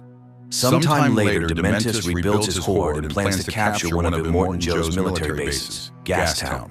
First, he stops a fuel tanker headed for the town and forces his people to disguise themselves as Citadel warriors. Disguised as Joe's men, they head to the town, whose guards, at the last moment, open the gates for the suspicious convoy. Dementus's men capture Gastown and now can dictate terms to Immortan Joe. Learning of this, the Citadel leader agrees to negotiations where the bikers demand tribute in the form of supplies. Dementus's people display the head of Gastown's leader, threatening to impale it with an iron spike if Immortan Joe does not meet the bikers' demands. Realizing he cannot defeat the bikers outright, Joe agrees to consider their demands, but he notices Furiosa in the crowd. Seeing his interest, Dementus claims the girl is his daughter, but for the first time in a long while, Furiosa speaks and accuses Dementus of killing her mother. Eventually, Immortan Joe allows Dementus to rule Gastown, promising to supply the bikers with some food and water in exchange for Furiosa and the biker gang's mechanic. Angered, Dementus takes the teddy bear from the girl. Furiosa is taken to a room where Immortan Joe's women rest. On this day, one of his wives gives birth, but the child is again born a mutant. While the girl watches, one of Joe's warriors, Rictus, notices the bells in her hair. Realizing she has caught his interest, Furiosa cuts off her hair and makes a wig with the bells that night. Later, Rictus takes her to his quarters, where he examines her and finds the star tattoo on her arm leading to her home. But, fascinated by the jingling hair, he starts to stroke it. The girl twists away, leaves the wig in his hands, and escapes. Sometime later, Furiosa, who managed to trick her way into a crane operator brigade, earns praise as a fearless boy who lost his voice in one of the wars. No one can even imagine she is a girl, not a tough mute boy. Only Rictus once notices her familiar eyes, but doesn't have time to understand as construction begins on a well-armed supply truck to withstand raider attacks in the lawless wasteland. Considering the situation, the girl plans to escape, hiding a motorcycle and supplies under the main truck. Sometime later, during another trip along Fury Road to the fuel farm, the truck is attacked by marauders who left Dementus's gang. The truck's guards engage in battle, which takes place while moving. The Separatists use everything, including parachutes, to capture the vehicles. Taking advantage of this, Furiosa descends under the truck to free the motorcycle from its chains. During this time, a technician descends to replace a part of the damaged hose but falls, managing to pass Furiosa a spare part. One of the attackers approaches the truck and attaches explosives to its underside. Furiosa saves the truck and, risking her life, fixes the breakdown. The Separatists don't relent, and the driver does everything to shake off the pursuers, but they are persistent, and almost all the guards are killed. Furiosa climbs onto the truck's hood, her helmet is knocked off, and the driver, Praetorian Jack, realizes she is a girl. Furiosa climbs into the cab, and together with Jack, they fend off the remaining Separatists. In the end, all the military guards are killed, leaving only Jack in the truck, Furiosa, and a mutant who, at her command, releases spiked balls, destroying the flying vehicle, but dying himself. The girl returns to the cab and tries to kill Jack, but he throws her off the truck and leaves her on the road. However, he later returns and offers to create a new convoy with her, respecting her bravery. Furiosa becomes Jack's deputy and receives the title of Praetorian. Meanwhile, Dementus, with his inability to manage, practically destroys Gastown's infrastructure, leading to worker dissatisfaction.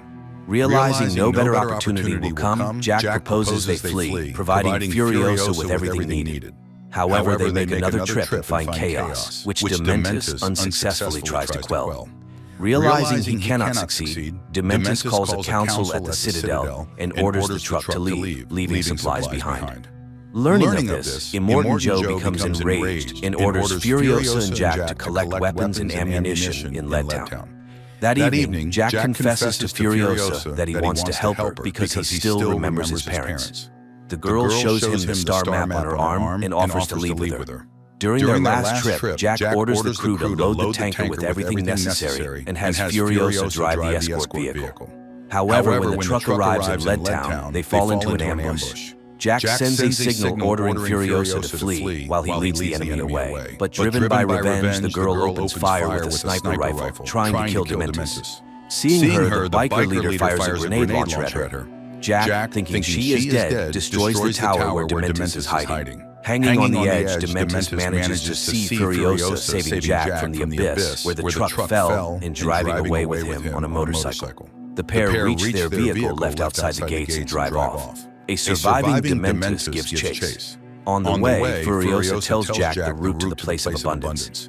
Meanwhile, Dementus's men catch up with them. Jack tries to stop the pursuers by firing a rifle, but their vehicle is forced off the road. Furiosa and Jack are dragged out. Enraged, Dementus orders both to be killed, but Jack must die first. Furiosa is chained and forced to watch as they torment her friend. But as evening falls, Dementus sees a hand hanging from a chain with a star map. The girl has cut off her own arm and is now riding away on a stolen motorcycle. With her last strength, she reaches the citadel where she is taken to Joe. The girl recounts everything that happened and helps plan the war against Dementus. Through trickery, they convince Dementus that the warriors have left the citadel for Gastown, and the horde rushes to the fortress where most of the bikers perish. In the meantime, Furiosa, having lost her way home, shaves her head, replaces her hand with a mechanical prosthesis, and prepares for battle. She seizes a vehicle the Praetorians prepared for pursuing Dementus and sets off alone. Meanwhile, Dementus and a few loyal followers try to flee, but Furiosa catches up with him in the desert. Dementus orders his companions to scatter in different directions to throw off the pursuer, but the girl confidently follows his tracks, killing his aides one by one. After a long chase, she finally catches Dementus in the desert. He lies down before her in submission but mocks her, saying revenge will not heal her. Furiosa chains him and reminds him of her murdered mother, but he suddenly confesses that he became this way after his wife and children were killed. He reminds her that no amount of his suffering will bring back her loved ones, and he has a very high pain threshold. Furiosa beats him, but soon realizes he is right. Revenge does not alleviate the pain of loss. When Dementus loses consciousness, she takes his teddy bear, and he finally recognizes her and proposes they join forces to conquer the wasteland. But the girl throws away the toy. A voiceover narrates that Furiosa imprisoned Dementus in the citadel, using his living body as fertilizer to grow a peach tree from her mother's seeds. Later, she receives command of a new truck, hiding 5 of Immortan Joe's wives who want to escape from him. The new Mad Max movie is filled with fury and a thirst for revenge. It has an excess of harsh and unpleasant scenes, but it also has its philosophy, soul, and hope that even in the most unbearable conditions and the harshest trials, one can remain human and stay true to their goal.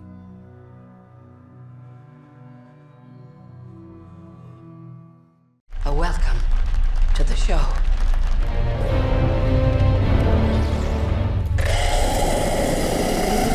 A man is running through a dark forest in Ireland. He seems frightened despite constantly encountering signs with the words "point of no return" and various numbers, indicating either directions or distances to something. However, he fails to escape. Darkness quickly envelops the surroundings, a flock of birds flies overhead, and he falls into a pit. In the next moment, an invisible force grabs him and drags him away. Elsewhere in the country lives an artist named Minna, who works in a pet store. One day, her boss asks her to deliver a rare parrot to a zoo in a neighboring city, and Minna agrees. She takes the bird home for the night. There, she tells the parrot that her mother died 15 years ago. Suddenly, the bird starts to respond. In the evening, Minna puts on a wig and goes to a bar where she introduces herself to a guy with a fictitious name, claiming to be a ballerina. In the morning, Minna apologizes to the parrot for her behavior, saying the real her would probably not be liked. Finally, the pair set off on their journey. On the way, her sister Lucy calls, reminding her that she has family and nieces who love and await her. Minna continues driving and eventually ends up on a road leading into an old dark forest. Unexpectedly, the car breaks down and stalls, and the connection also mysteriously cuts off. Taking the parrot's cage, Minna steps onto the road to seek help, but the forest is dark and empty. When she returns to where she left the car, the road is deserted. Minna continues to wander through the quickly darkening area, talking to the bird to keep herself cheerful and suggesting they name it Darwin. Suddenly, she notices a woman running past and decides to follow her. Minna catches up with her near a small forest cabin, and the woman, opening the door, orders her to come inside quickly if she wants to live.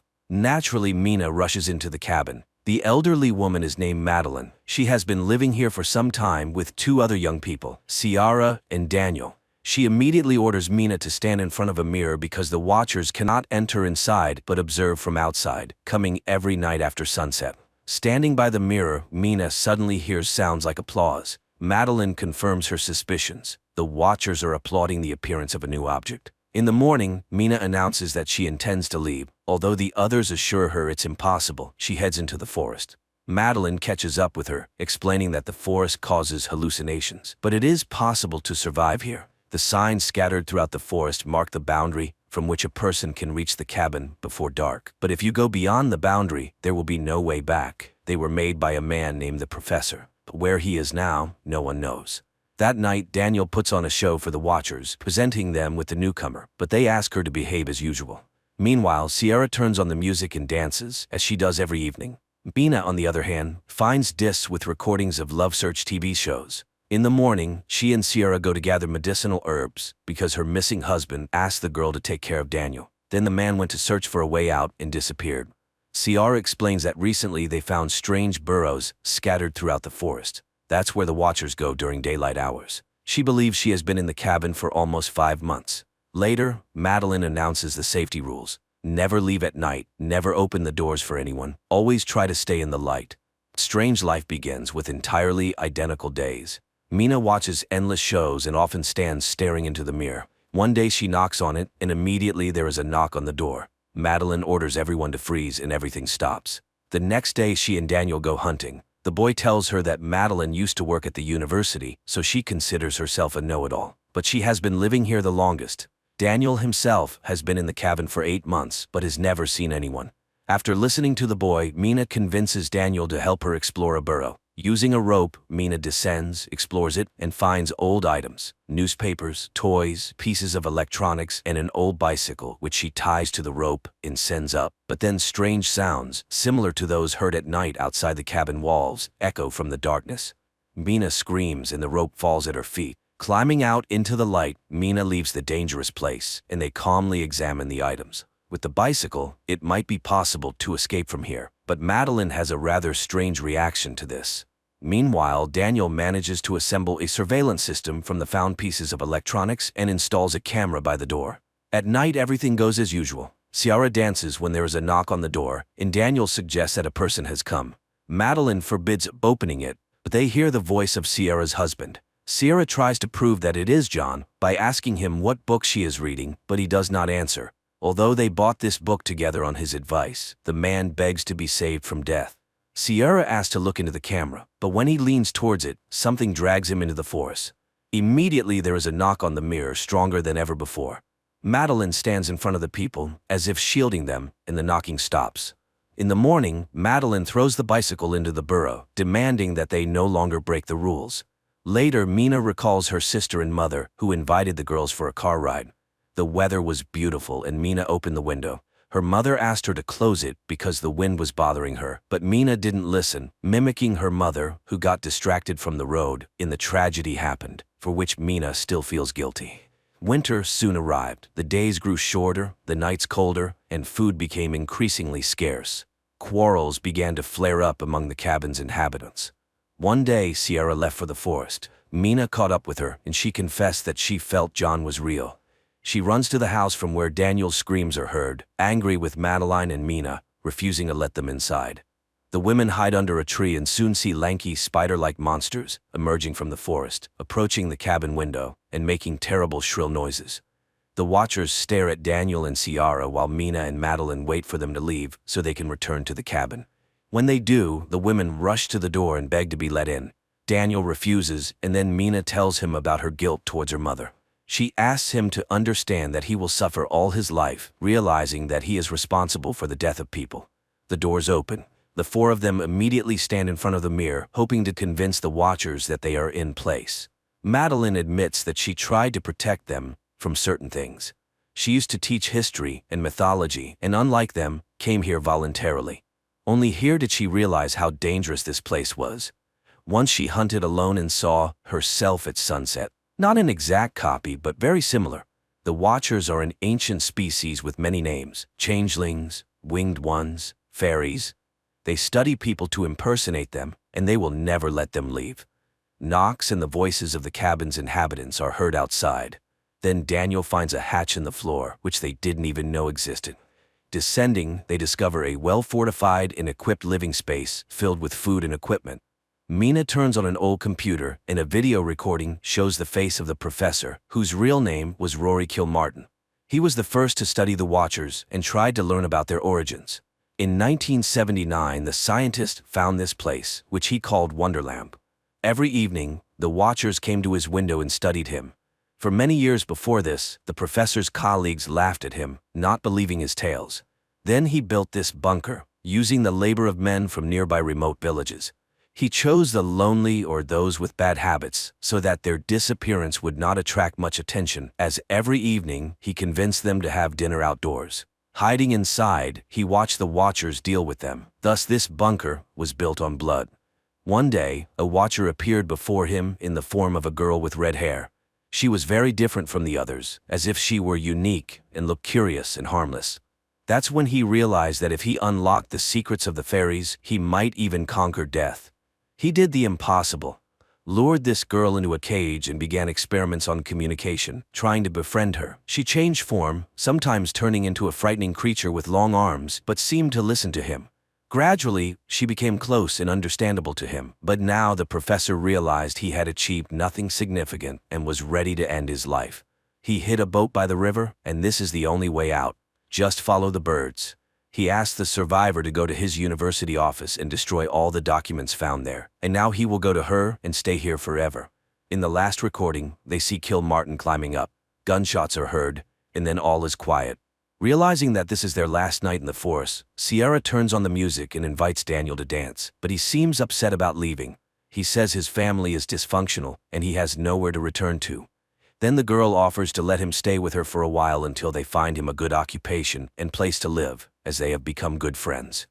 In the morning, the group sets out to escape, guided by the signs and Mina's parrot, whom she asked to lead them. Soon they reach a massive stone disc in the ground, covering the entrance to a huge tunnel. Madeline explains that this is where the last representatives of the ancient fairy race were locked up, who were once very friendly with humans. After many centuries, they managed to surface, but now the friendship has turned into hatred.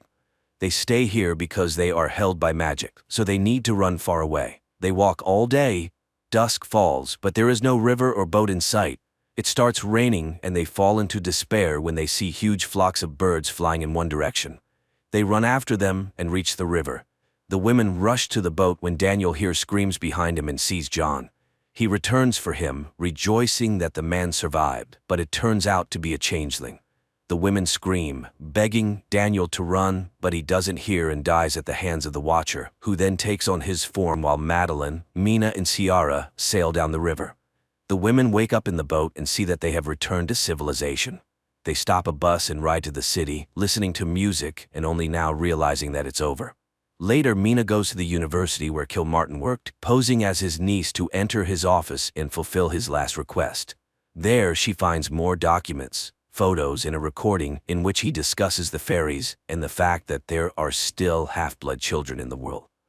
Mina finds a stack of photos and, looking at them, seems very surprised. In the evening, Mina goes to Ciara's house, showing a photo of Madeline from the professor's belongings, explaining that it is his wife who died several years ago. So the Madeline they lived with in the cabin was a special fairy capable of moving during the day. It was she whom Kilmartin caught. He couldn't kill her, and she took on Madeline's form to return to civilization. Then a car pulls up to the house, and the real Ciara gets out, while the one she's talking to is actually a fairy. Realizing she has been exposed, the fairy knocks Mina out and changes shape again, turning into Daniel.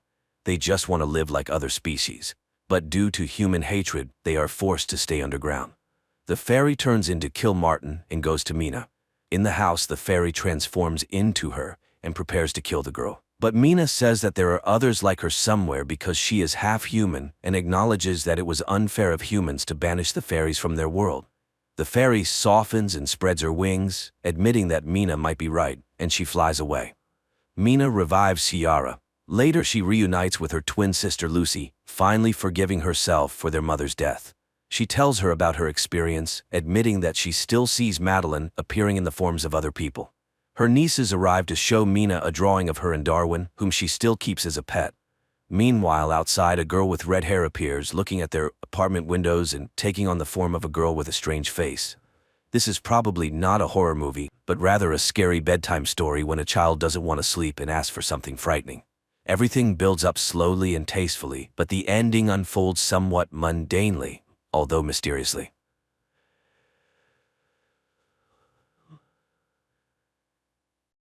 Los Angeles, October 6th.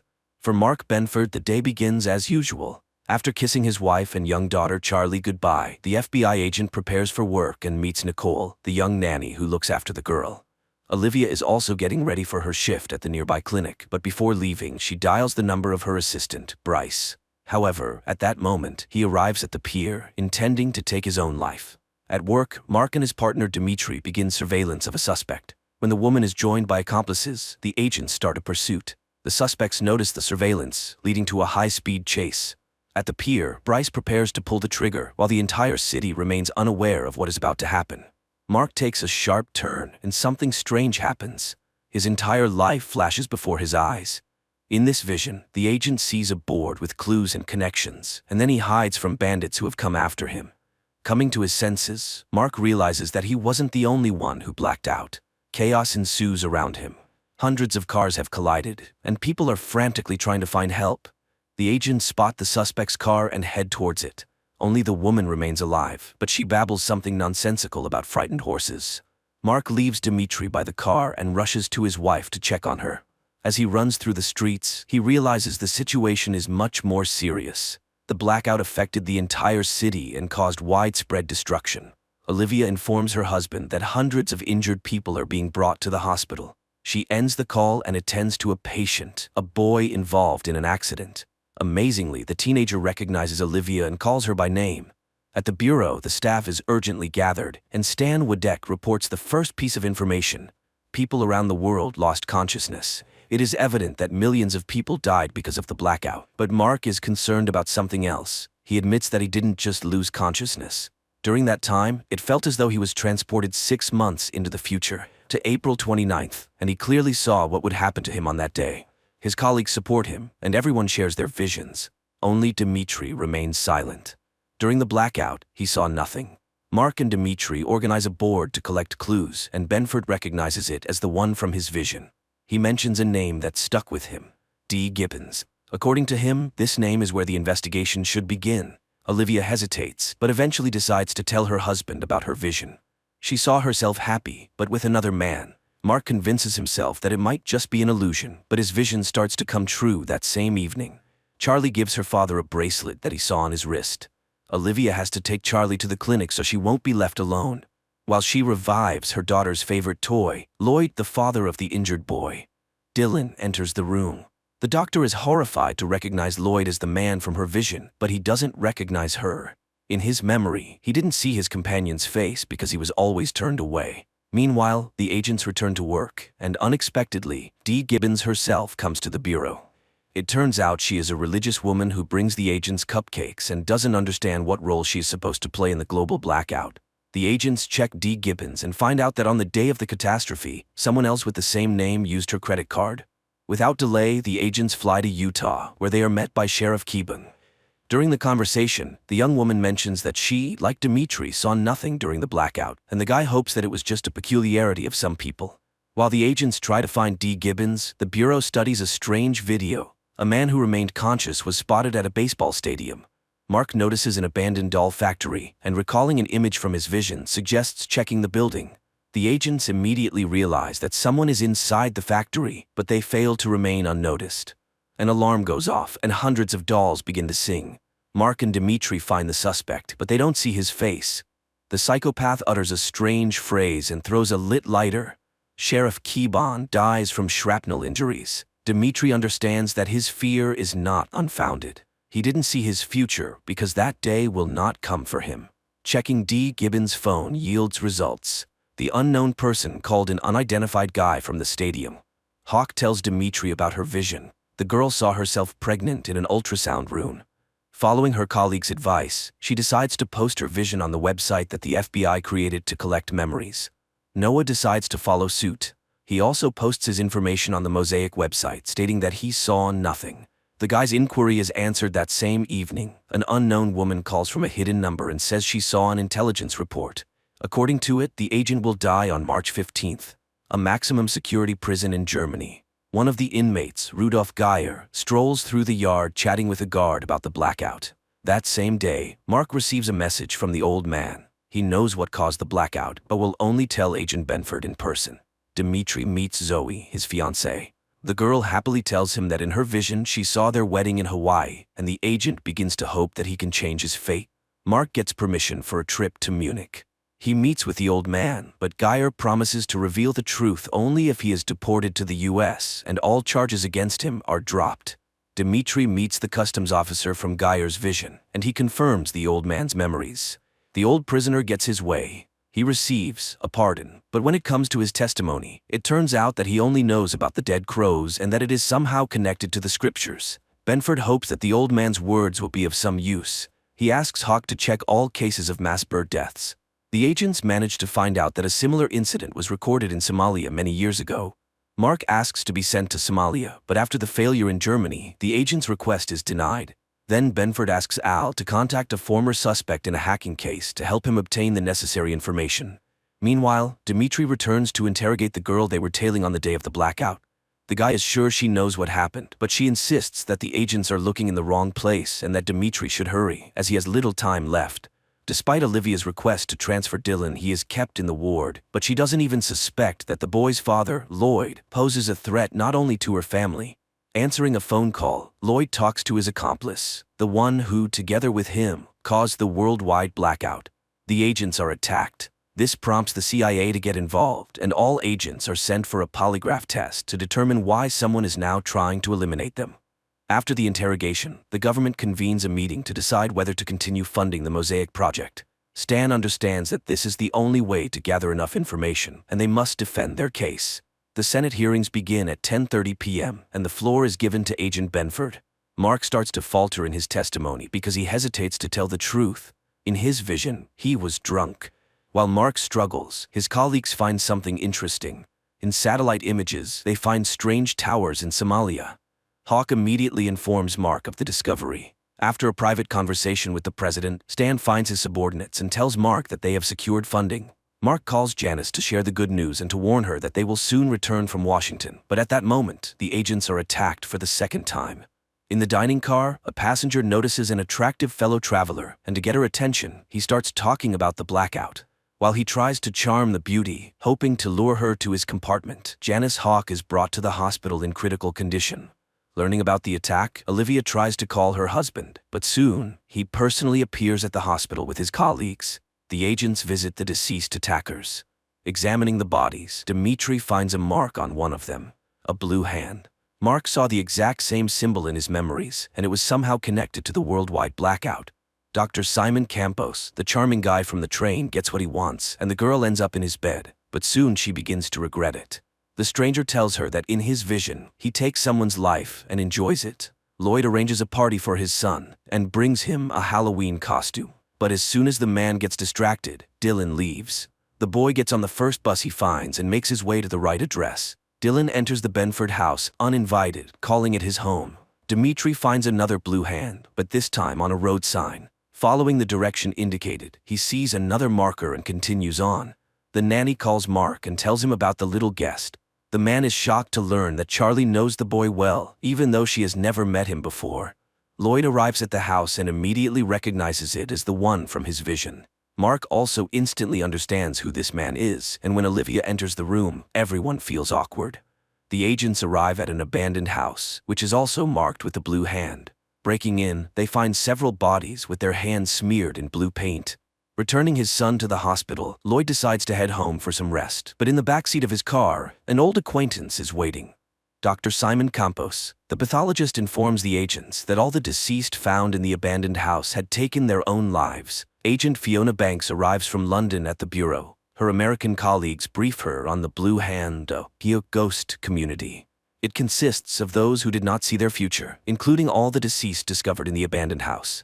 Dressed as ordinary guys, the agents head to the ghost club. But to enter, the guests must play Russian roulette.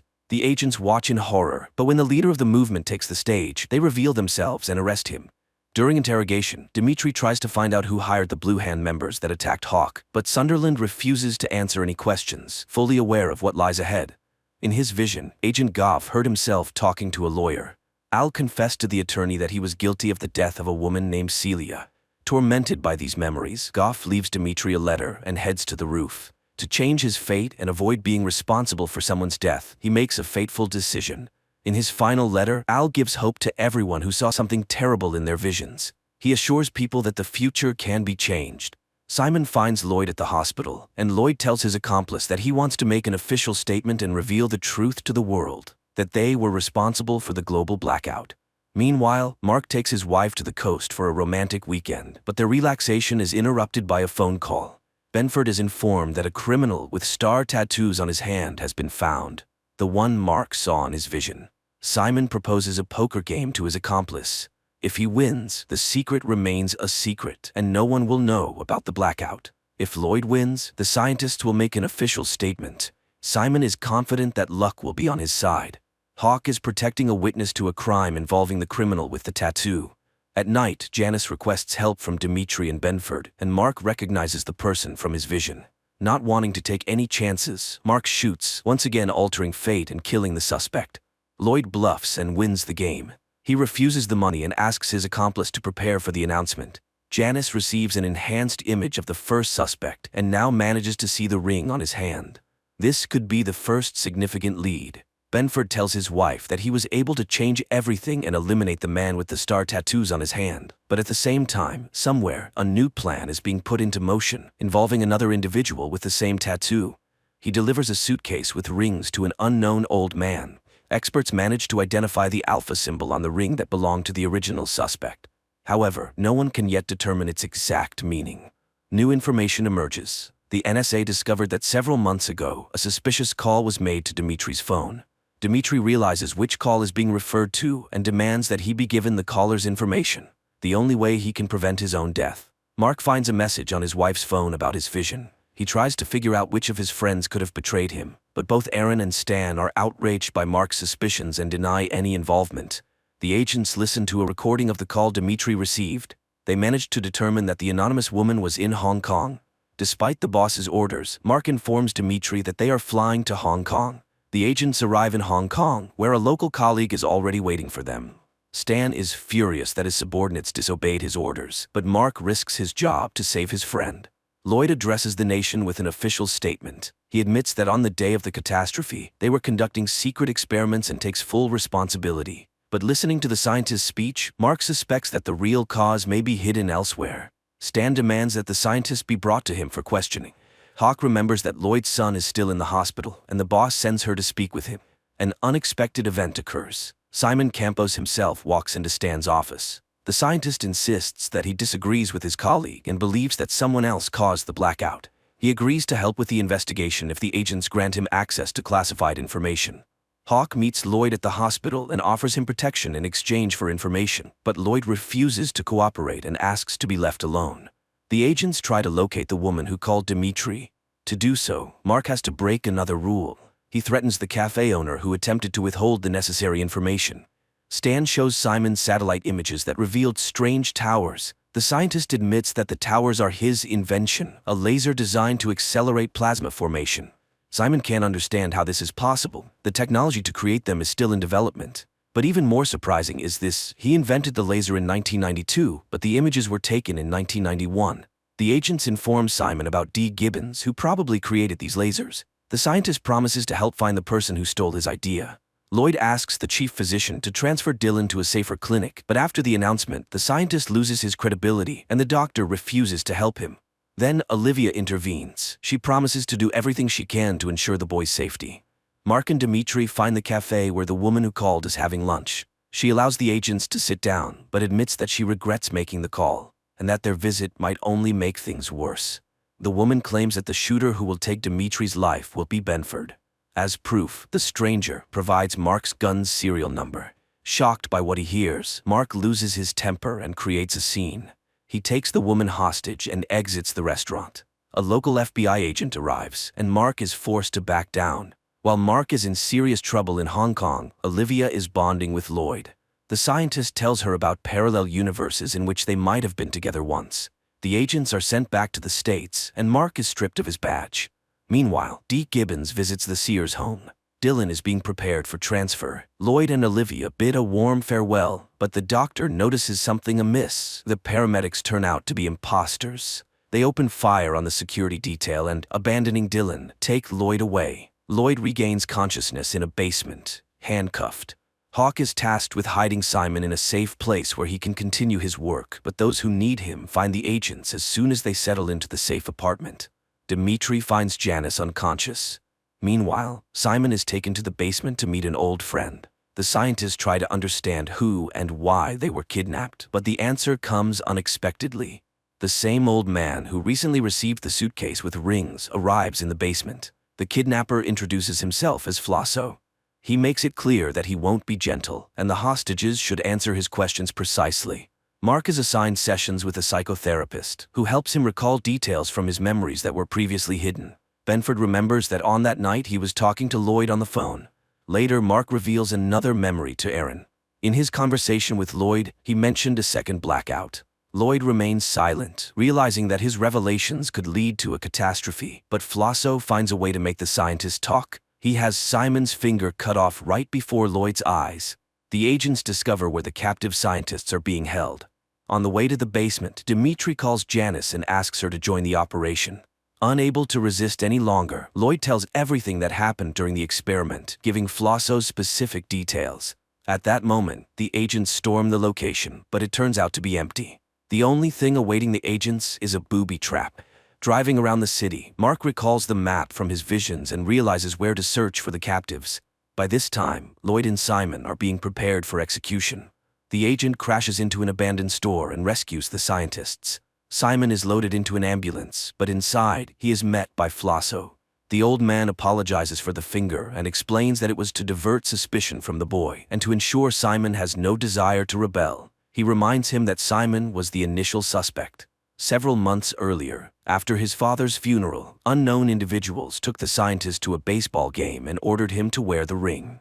Thanks to it, he remained conscious while everyone else blacked out. The operation was led by D. Gibbons. Janice informs Simon that he will be held in custody for some time. The young man stages a spectacle and manages to escape, but not for long. When he arrives in Canada, Hawk is already waiting for him with armed soldiers. Hawk agrees to stay in Canada so that Simon can visit his family. But once again, Simon outsmarts the agent and escapes, despite wearing a special bracelet. Simon heads to a boat owned by an old friend, confident that no one will find him there. However, Hawk beats him to the boat, arriving even before he does. The pair returns to Simon's house, pretending that nothing has happened. The family prepares for dinner, and their Uncle Teddy arrives. Simon opens the door for his relative and is greeted by Flosso. During dinner, a call comes in, and Simon's mother says it's Annabelle, his sister, who left home after the blackout. Flosso prevents Simon from answering the phone and shows him a video. His sister is being held hostage to ensure that Simon doesn't try to escape again. To further demonstrate the seriousness of his intentions, Flosso shows Simon a body in his trunk, the old man from the boat. Fed up with the blackmail, Simon decides to break free. He attacks Flosso and stops his heart. Mark brings Lloyd to his house and asks him to recall everything from his vision. Both men feel uneasy, but the agent knows that this is crucial for his investigation. Dimitri is confident that the Hong Kong woman's prophecy won't come true because he turned in Mark's gun for destruction. But attempts to change the future fail. The gun goes missing. The agents fly to Somalia to inspect the strange structures in person. Simon is part of the expedition, but he is denied a weapon. Meanwhile, in Los Angeles, Mark informs his boss that he has discovered D. Gibbons' real name, Dyson Frost, and that somehow he will be connected to Charlie. The team of agents comes under fire. Their guide tries to explain that they are on a humanitarian mission, but this doesn't stop the Somalis who kill the translator. The Somali leader realizes that he's being lied to. He has already seen foreigners arrive and set up the towers many years ago. He locks the visitors up and promises to kill them, one by one. The agents manage to disable the guards and take their weapons. They reach the helicopter, but it's already being looted by locals, forcing the agents to come up with a new plan. The team attacks their opponents but doesn't have time to escape. They are once again confronted by the leader. This time, everyone understands that there will be no chance to fight back. One of the guards, out of fear, reveals the truth about the visitors. Learning that they are FBI agents, the Somali demands a large ransom to help him take over the country. Janice manages to persuade the leader. She convinces him that their mission is not to start a war, but to prevent one. The Somali helps the group reach one of the towers. Simon examines the structure with surprise, noting that it was built exactly according to his design, but long before he developed it. Dimitri discovers a videotape that has been stored in the tower for 18 years. On the tape, the Somali recognizes his fellow tribesmen, whom he believed died during the first blackout. The agents also identify the experiment's author. It was D. Gibbons. Exploring the tower's tunnels, the agents find a sealed room where villagers were imprisoned. Judging by the remains, the experiment's participants were killed. The Somali leader is enraged by what he sees and plans to take revenge on the Americans, but Vogel acts faster, leaving the Somali leader lying with his tribesmen. Dimitri reviews the tape again, and the next few seconds shock him. D. Gibbons from 1991 addresses him by name. The recording is sent to the department. Mark watches the message left by Gibbons many years ago. Following the criminal's clues, Benford deciphers the chess code and dials the phone number that Gibbons left specifically for the agents. Mark arrives at a chess club to meet someone who could help in the search for the scientist, but the only witness has been killed. Benford realizes that there is someone in the department leaking information. To find out who the traitor is, Agent Vogel gathers everyone in the conference room, and a special team searches the employees' offices. A bug is found on Mark's desk. Everyone with access to the office falls under suspicion, creating tension among the colleagues. The agents are most suspicious of Janice. Recently, she has taken many days off, which she struggles to explain, but she deflects suspicion by accusing Marcy, a colleague with family problems. Dimitri reviews the camera footage and notices a pattern. Marcy was signaling with a coffee cup. Mark looks up at the girl and she understands everything. A shootout ensues in the office. Marcy kills her colleagues and runs outside. Her accomplice arrives on a motorcycle to help her escape, but Janice manages to prevent the getaway. Benford receives a call from Dyson Frost. He offers the agent a personal meeting and promises to call back. Janice and Simon head to the underground parking garage where the girl suddenly stops. She tells the scientist that his signal has been received. Her boss is ready to talk to him. Simon realizes that Marcy was just a distraction. The real traitor has always been Hawk. The police inform the feds that a crime was committed the previous night using the stolen gun. Dimitri catches up with Marcy to find out to whom she passed the gun, but she only says that preventing Dimitri's death is impossible. The agents receive a signal that a criminal with Mark's gun is committing a crime in the city center. Dimitri steps forward, trying to distract the guy and persuade him to release the hostage. As soon as the assailant lowers his guard, Dimitri shoots. Despite the successful outcome, there is no relief. The gun in the attacker's possession has a different serial number. Agent Dimitri prepares for his wedding, trying not to think about the future. But while the bride and guests wait for him at the church, D. Gibbons attacks him at his home. Mark decides to inform his wife about his missing friend, and while she is on the phone, D. Gibbons sits down next to Charlie. The agents carefully interrogate Charlie, and the girl describes her conversation with the stranger. She also hands over a picture the old man left her. Mark and his colleagues prepare to visit the address that D. Gibbons provided with the picture. Meanwhile, Dimitri finds himself at the mercy of a gun, which the villain has attached to a special device. The mad scientist enthusiastically tells his hostage about his inventions and plans. He claims that Dimitri's death is his only chance to save his own life. Benford arrives at the designated location. Finally, a teenager approaches the agent and hands him a backpack with a phone. The agent follows all of the criminal's instructions without question to save his friend. He leaves his colleagues behind and, getting into the prepared car, successfully evades pursuit. D. Gibbons directs Mark along a highway through the countryside. Constantly checking his watch, the agent continues his journey through the mountains. Finally, he spots D. Gibbons. The old man raises his gun and orders the agent to handcuff himself. Mark distracts the old man and attacks him. He demands that Gibbons take him to Dimitri, but someone no longer wishes to keep the witness alive. The scientist is eliminated. As he dies, he doesn't have time to tell Mark where Dimitri is. The navigator leads Mark to the last known location of D. Gibbons. Benford bursts into the building and spots his friend. There are less than 2 minutes left before the automatic shot, and Mark tries to solve the scientist puzzle to stop the mechanism. The timer reaches 0 and the gun fires, but by this time, Mark manages to lift the gun and Dimitri survives. As soon as Dimitri gets out of the chair, water washes away the scientist's map, destroying all the evidence and clues. Mark instructs his colleagues to figure out Frost's blueprints and determine how they are connected to the second blackout which the mad scientist mentioned. A strange man appears at Olivia's house. He babbles incoherently, claiming that the doctor's husband is Lloyd. Meanwhile, Janice delivers Frost's blueprints to a professor of archaeology, but the people for whom the double agent secretly works demand that she steal the originals and hand them over. Hawk is forced to take a risk. She steals the blueprints from the institute and sneaks into the office to retrieve the last copy from Mark's desk. Benford catches his colleague red-handed, but she manages to talk her way out by inventing a story about lost documents. Mark asks Hawk to come to the office to meet with the professor. The girl realizes that her deception has been uncovered, but Benford postpones the conversation and returns to his discussion with the scientist. According to the old man, the blueprints that D. Gibbons had were some kind of device for counting down dates. One of them is October 6th, the day of the blackout. Frost's words keep replaying in Mark's mind, and an idea strikes him. He breaks open the large chess piece hanging on the board. Inside, the agent finds a ring with an unknown symbol. Olivia meets Gabriel, the strange man, again. He keeps repeating random, nonsensical words, but finally, the woman manages to discern the main point. The guy has been subjected to multiple blackouts, becoming a victim of Frost's experiments. Experts provide the scientists with the results of analyzing Frost's ring, and Simon makes an astonishing discovery. Inside the ring is a device that allowed its wearer to remain conscious during the blackout. Janice meets with her handlers. After failing the mission with the blueprints, she is given one last chance. This time, she must retrieve the ring from the vault and eliminate Benford. On a city bridge, Simon spots his sister. Annabelle delivers a message to her brother. They need him and the ring. Simon has only 12 hours, or else his sister will be killed. Dimitri arrives at a crime scene and learns that someone has been eliminating all those who managed to survive the predicted date of their death in the last 2 weeks. Simon memorizes the safe's code when Lloyd places the ring inside. As soon as the scientist is left alone, he decides to use this opportunity to save his sister.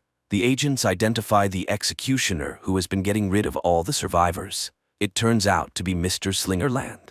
The agents catch the psycho just as he tries to dispose of another victim, but despite all efforts to save her, an agent accidentally hits the girl. Mark discovers a minivan and Annabelle inside. He informs Simon, but it's already too late. The scientist escapes with the ring. The agents investigate Simon and his alibi for the day of the blackout. Using special software, they establish that he was indeed the prime suspect at the baseball stadium. Olivia brings Gabriel to Mark's office to help find clues. According to the madman, Benford's wall is full of errors, and he forces the agent to redo everything according to his notebook. During interrogation, Gabriel says that Frost wasn't the only leader. There was someone much more important, and he will repeat the blackout very soon. The deranged stranger shows a portrait of this person.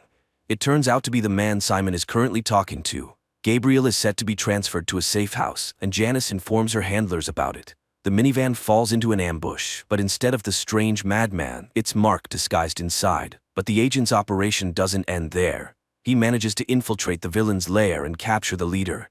Mark realizes who the traitor in their department is, but Janice still doesn't tell the truth. She claims she was only working for the CIA. Benford begins interrogating the main suspect. He wants to know how the villain caused the global blackout, but the scientist is confident that it doesn't matter. Regardless of how the day unfolds, the outcome will be the same. Benford will be dead by nightfall.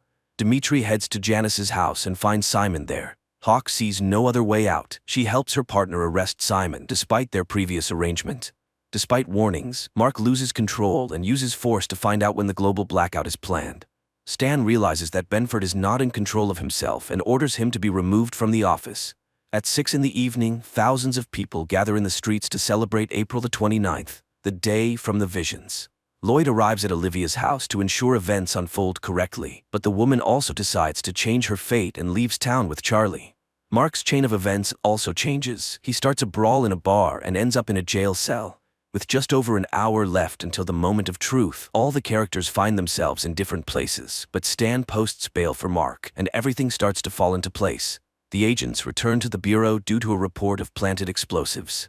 At the same time, Lloyd finds Olivia and asks her to return home so they can recreate the evening from their shared memories. The scientist's plan begins to unfold. Dylan writes the formula he saw Lloyd use on the mirror. The FBI building is attacked by masked assailants, but this doesn't stop Mark, and he finds himself in his place at the map with the clues. Simon infiltrates the corporation's server room to hack the computer and prevent another blackout. At the appointed time, Lloyd calls Mark and gives the date of the next blackout, the next 48 hours. Thanks to Gabriel's notebook, Benford learns the exact time. The blackout will happen in 12 minutes. The masked criminals destroy Mark's office and all his work, but the agent survives and tries to fight back. Simon notices that someone has remotely taken control of the program and he cannot stop it. Dimitri suspects the scientist did it on purpose, but Simon swears he is trying to prevent the catastrophe. Mark manages to warn his boss about the next blackout, but he can't get out of the building and is once again surrounded by armed mercenaries. With 30 seconds left before the explosion, Mark runs for the exit, but at that moment the mechanism activates, and the world freezes again, glimpsing into its future. This is where the series ends. And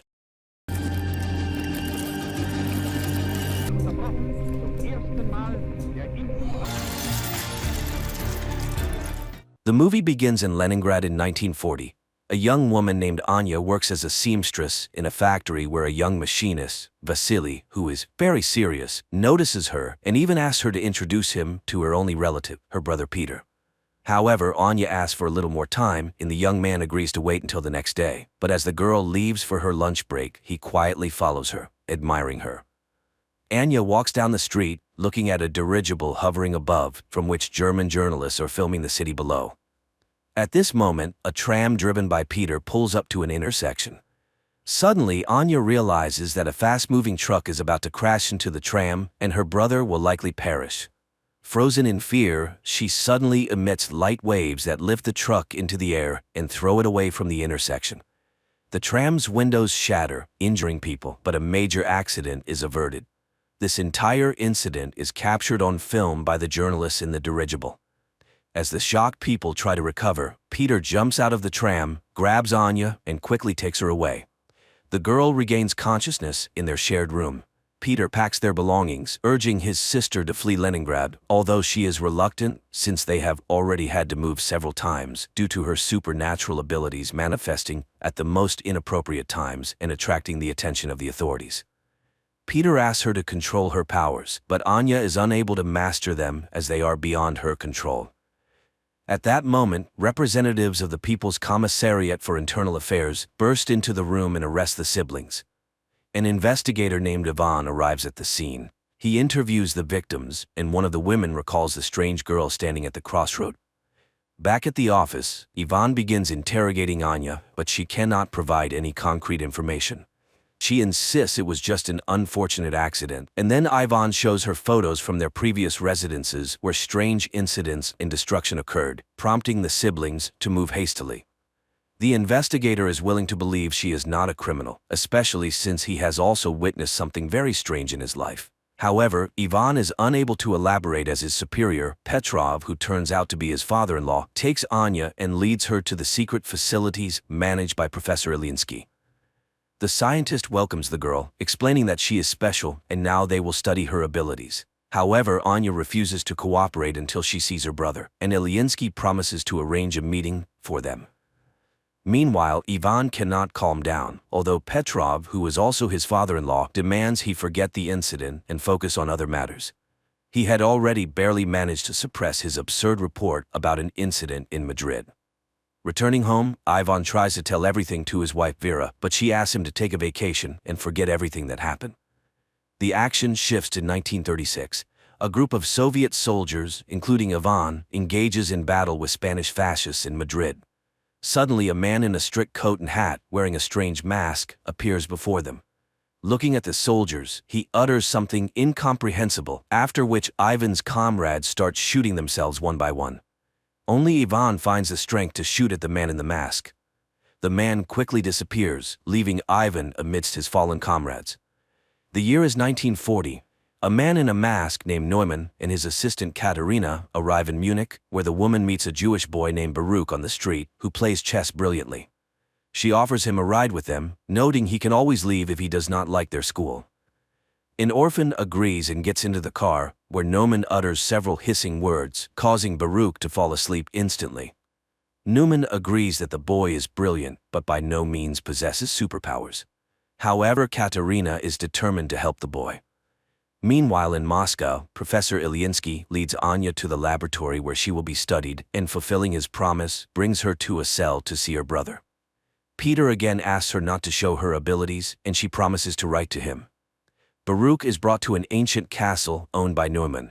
The boy is laid in a hammock in a hall inhabited by many other teenagers, but when the adults leave, he wakes up and is frightened by the dark silhouettes surrounding him. Back in Moscow, Professor Ilinsky leads Anya to a separate room, more like a cell, and locks her in there. He then reports to Petrov that he has never seen anything like it. The girl is a scientific discovery, a unique case, to which the chief objects. She is a new weapon. Later, Anya is subjected to various tests, but she shows nothing special. Ivan cannot forget the incident, studying everything related to the strange explosion. The video footage of the accident also reaches Neumann, and he decides to fly to the USSR. There, the man is taken to meet with Professor Ilinsky. Neumann introduces himself as a worker from the Ahnenerbe organization and immediately determines that the professor is terminally ill. He offers to ease his pain if the professor allows him to speak with Anya. Ilyinsky does not believe in his abilities, but Neumann utters something, and glowing waves emanate from him, enveloping the professor, causing him to lose consciousness. Taking advantage of this, Neumann searches his desk and takes some papers. Soon, Ilyinsky regains consciousness, but strangely feels no pain. He agrees to arrange a meeting with Anya and leads the German to the laboratory.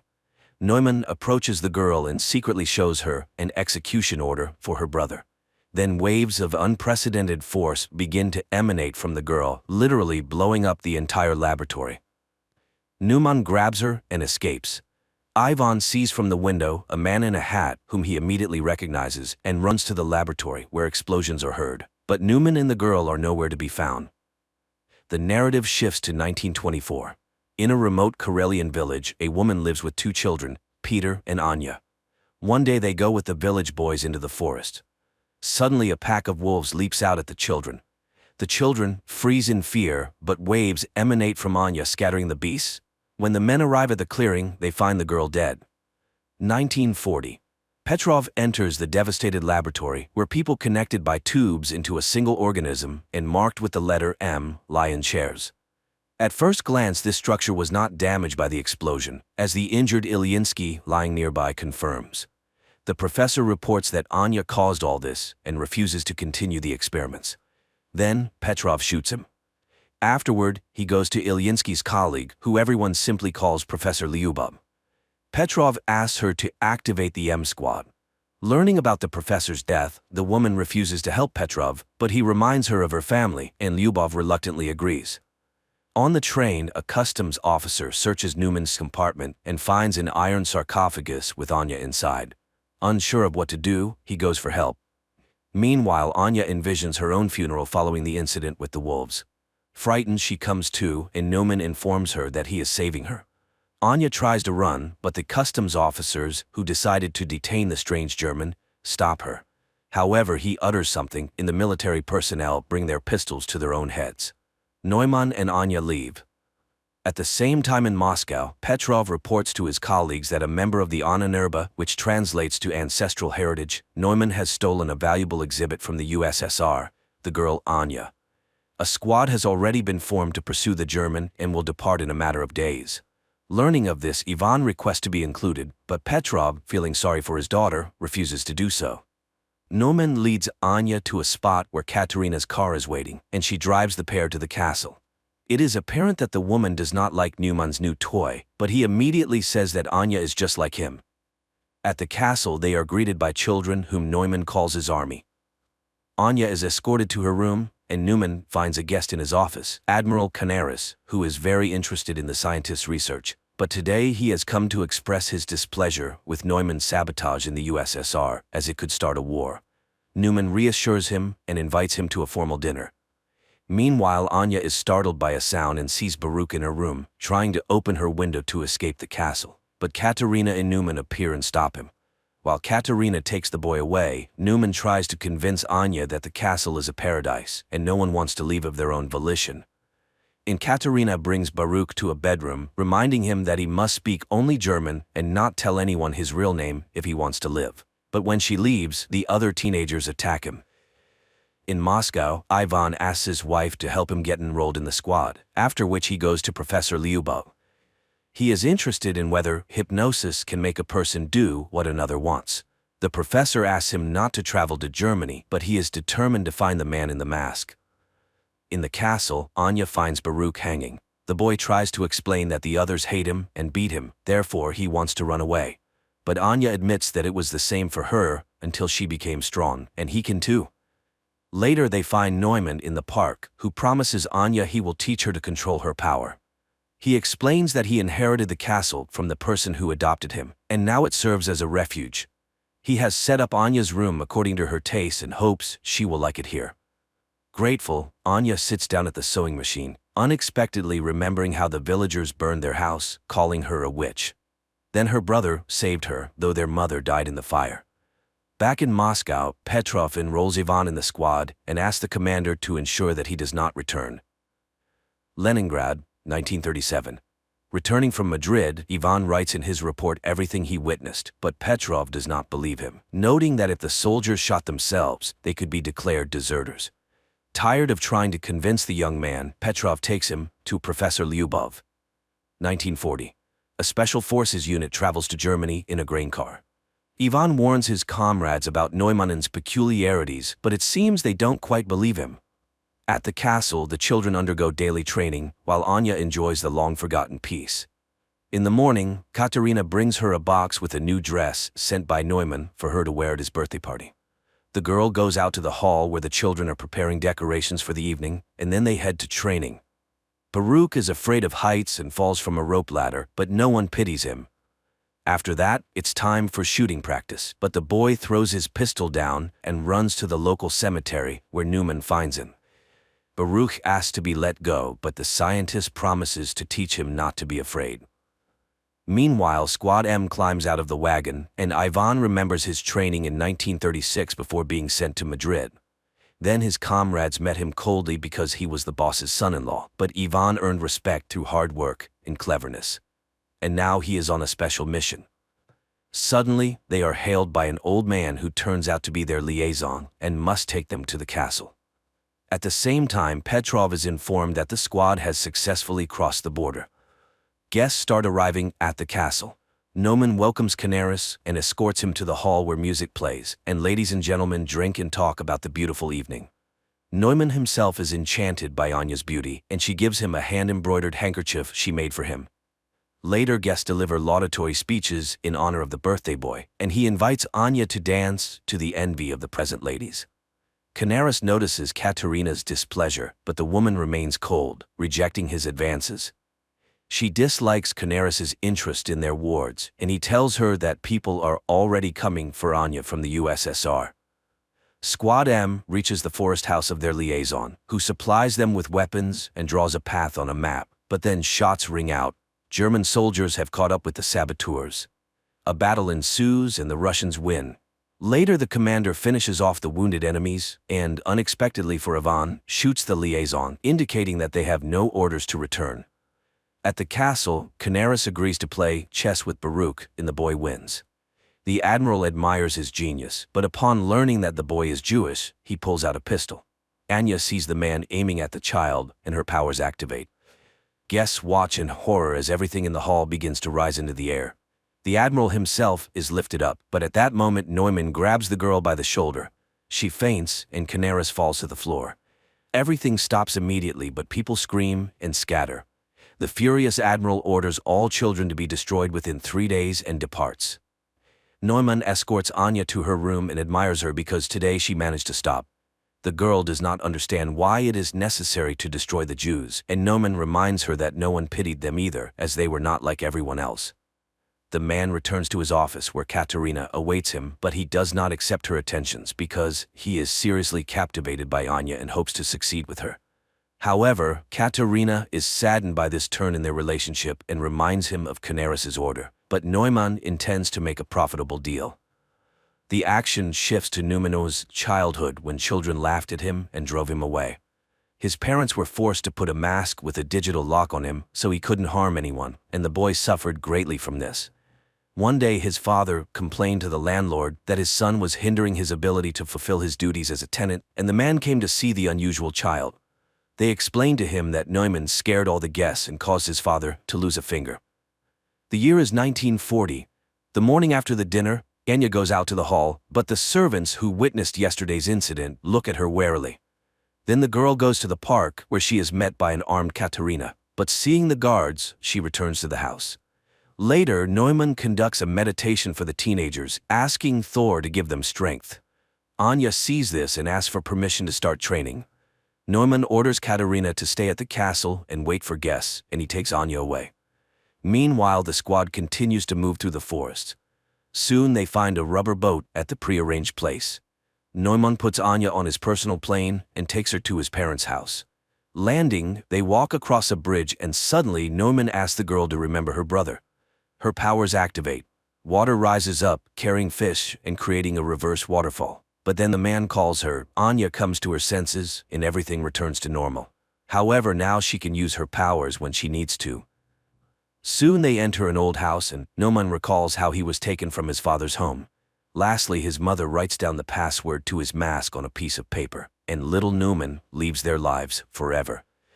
In the present, he tells that his father was a harsh and cruel man, often beating him and his mother, so he promised himself that his child would never be unhappy. The man remembers how his patron removed his mask and wanted to throw it away, but Neumann did not allow it. The man informed him that he would now take care of him, but he must trust him.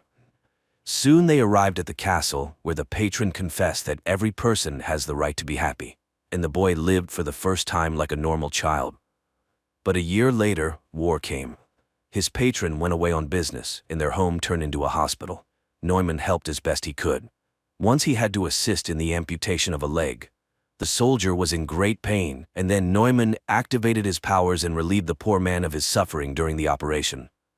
Later he confessed to one of the nurses that he loved her. The adult woman laughed at the boy but said she loved him too. But one day he caught his nurse with one of the recovering soldiers, and in a fit of rage he made the soldier kill himself with a hammer. They caught him, gagged him, tied him up, and took him away from the castle. In 1940 he tells Anya that his parents died, so he is so happy to have found her. The girl lights candles in the fireplace, using her new powers, which delights Neumann. They drink wine and then become close. At night, Anya dreams where Baruch dies and wakes up terrified. She asks Neumann to return to the castle. Meanwhile, the squad reaches the river. One of the soldiers is wounded and runs out of strength. Then he takes his own life so as not to be a burden to his comrades. Only 3 remain, but they still row towards the castle. And there Katerina, who can't sleep, reminisces about the past when she helped her mother, who worked in a psychiatric hospital, where one day they brought in a tied-up boy named Neumann. She then freed him, and he promised never to harm her. The year is 1936, Leningrad. Petrov attends a lecture by Professor Ilyinsky, where he discusses a significant discovery in the field of controlling human memory and emotions. Ilyinsky's colleague, Professor Lyubov, is inspired by the future changes, as people with good mental health will be able to work better and create a brilliant future for themselves and their children. The Project M envisions a new society where happy people with immense productivity and willpower will live. Petrov asks about the use of these discoveries in the military sphere, arguing that if a new society is to be built, it must be able to defend itself. However, Lyubov categorically opposes totalitarianism. After the lecture, Petrov offers Ilyinsky full support for their program if he agrees to operate under military auspices. But Ilyinsky sends him to Lyubov as the ideational inspiration behind the project. However, the woman flatly refuses to cooperate with the military. That same day, she is hit by a car in the street. Later, Petrov returns to Ilyinsky, informing him of the unfortunate accident with his colleague, and Ilyinsky reluctantly agrees to cooperate. Again, 1940-year Germany. The 3 remaining members of the squad reach the castle's territory. Surprised by the lack of security, they enter the premises. Petrov receives a summary of incidents in a specific area of Germany and realizes that everything is going according to plan. His boss is horrified. His people have left a very noticeable trail, which could easily lead to the USSR being accused of provocation. But Petrov assures him that everything was planned this way and there will be no international conflict. At that moment, his daughter calls and he rushes home. The squad members reach the castle and, splitting up, begin to explore the premises. Meanwhile, Petrov finds Vera in a hysterical state. She is going mad with worry for her husband, and the father decides to take action. At the same time in the castle, Katerina reads a book to the children, and seeing her nervousness, they calm the woman. She orders lights out and leaves, just as Ivan enters the hall from the other side. Seeing the children in front of him, the man lowers his weapon and leaves. The children remain motionless. The soldiers continue to explore the castle, and now the squad leader enters the hall with the children. But he does not lower his weapon and prepares to shoot. Then the children attack first. The commander fires in all directions, but the teenagers throw their clothes at him and knock him down. The eldest orders the pistol handed to Baruch to kill the enemy, but the boy cannot shoot the man, and the man manages to wound him with a knife before being killed. The children carry the bleeding Baruch to the bedroom, leaving the soldier's body on the hall floor. The third squad member, a female warrior, finds Katerina's office and engages her in a shootout. Katerina flees, but the woman catches up to her, and they fight. The woman is defeated when Katerina pushes her away. Seeing her opponent unconscious, the German grabs a pistol but doesn't manage to shoot because Ivan appears. Threatening him with a pistol, the woman captures him. In Moscow, Petrov brings his daughter to Professor Lyubov and asks her to erase the girl's memory. Lyubov is outraged by this request, as the love for a husband is the most precious thing in Vera's life. However, under military pressure, she agrees and performs the necessary manipulations, while Petrov's subordinates methodically clear their apartment of photographs and items belonging to Ivan. But one photograph falls under a chest of drawers, and the soldier does not notice it. After the procedure, the girl regains consciousness but does not remember her husband at all. At this time, the teenagers attack Ivan, not noticing Katerina, and wound him in the arm. The woman drives off the aggressive children and escorts the wounded man to Neuman's office, where she admits to Ivan that she recognized him because she had seen him in Madrid. He asked why her master kidnapped Anya. Could it be that he wants to use her in the war? Katerina assures him that he still doesn't understand. People are petty and greedy creatures fighting for power.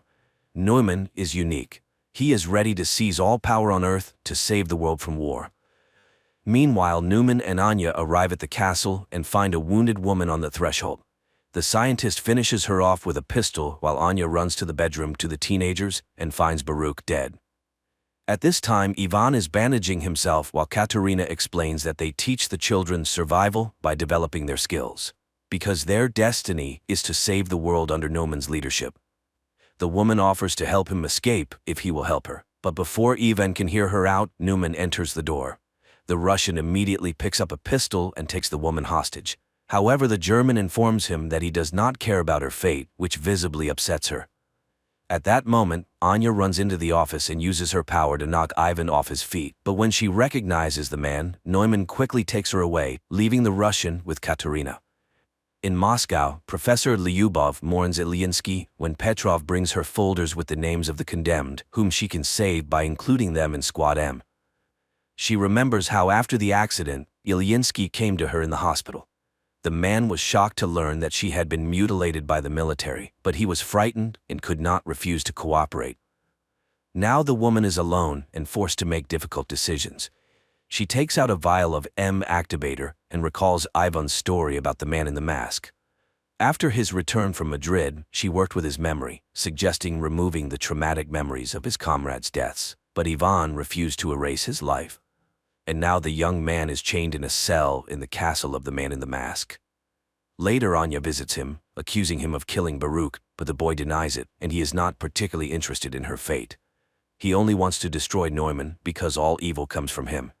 He hypnotizes children, turning them into killers. Their conversation is interrupted by Naumann's appearance. After sending Anya away, he thanks the young man for revealing his vulnerability, as he is the only one who could stand up to him. To prove it, the scientist shows the finger shot off by Ivan in Madrid. He too is special, and Neumann really wants the Russian to join his side.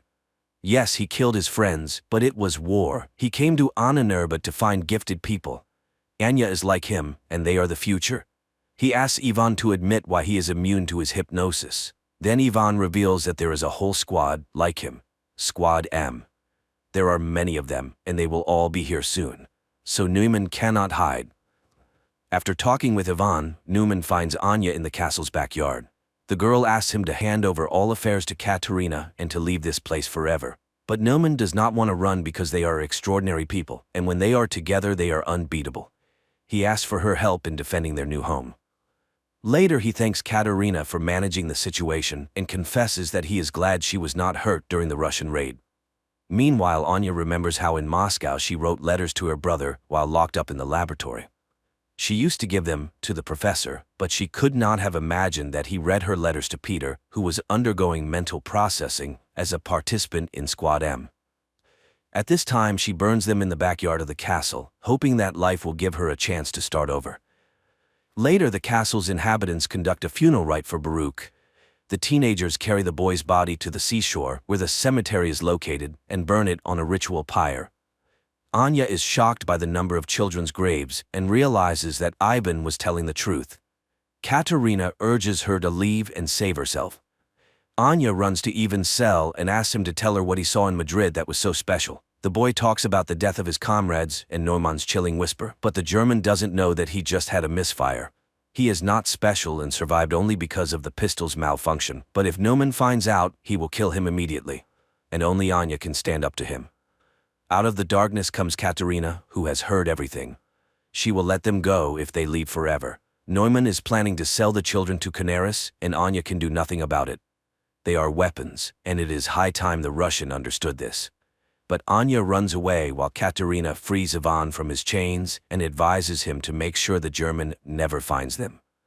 Meanwhile in Moscow, Petrov enjoys his daughter's good mood, hoping she will meet another man, marry, and give him grandchildren. The girl is lively and cheerful, unaware that the photo under the dresser awaits its moment. At this time, Neumann orders the Russian man to be killed, and he goes to look for Anya. Meanwhile, Katerina leads Ivan to her car, where Neuman's guard catches up with them. He engages in a fight with the Russian, and when he is about to kill him, Katerina attacks the guard. The guard is much stronger, and Katerina has to shoot. The teenagers hear the sound and run into the courtyard while Katerina puts Ivan in the car and drives him away from the estate. Neumann finds Anya at the cemetery. The girl asks him to let the children go, but he refuses. They are insignificant to him because he hopes to build a new world using their combined powers.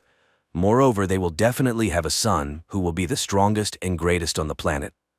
Hearing this, Anya wants to leave. Then Neumann sees Katerina's car and realizes what she is about to do.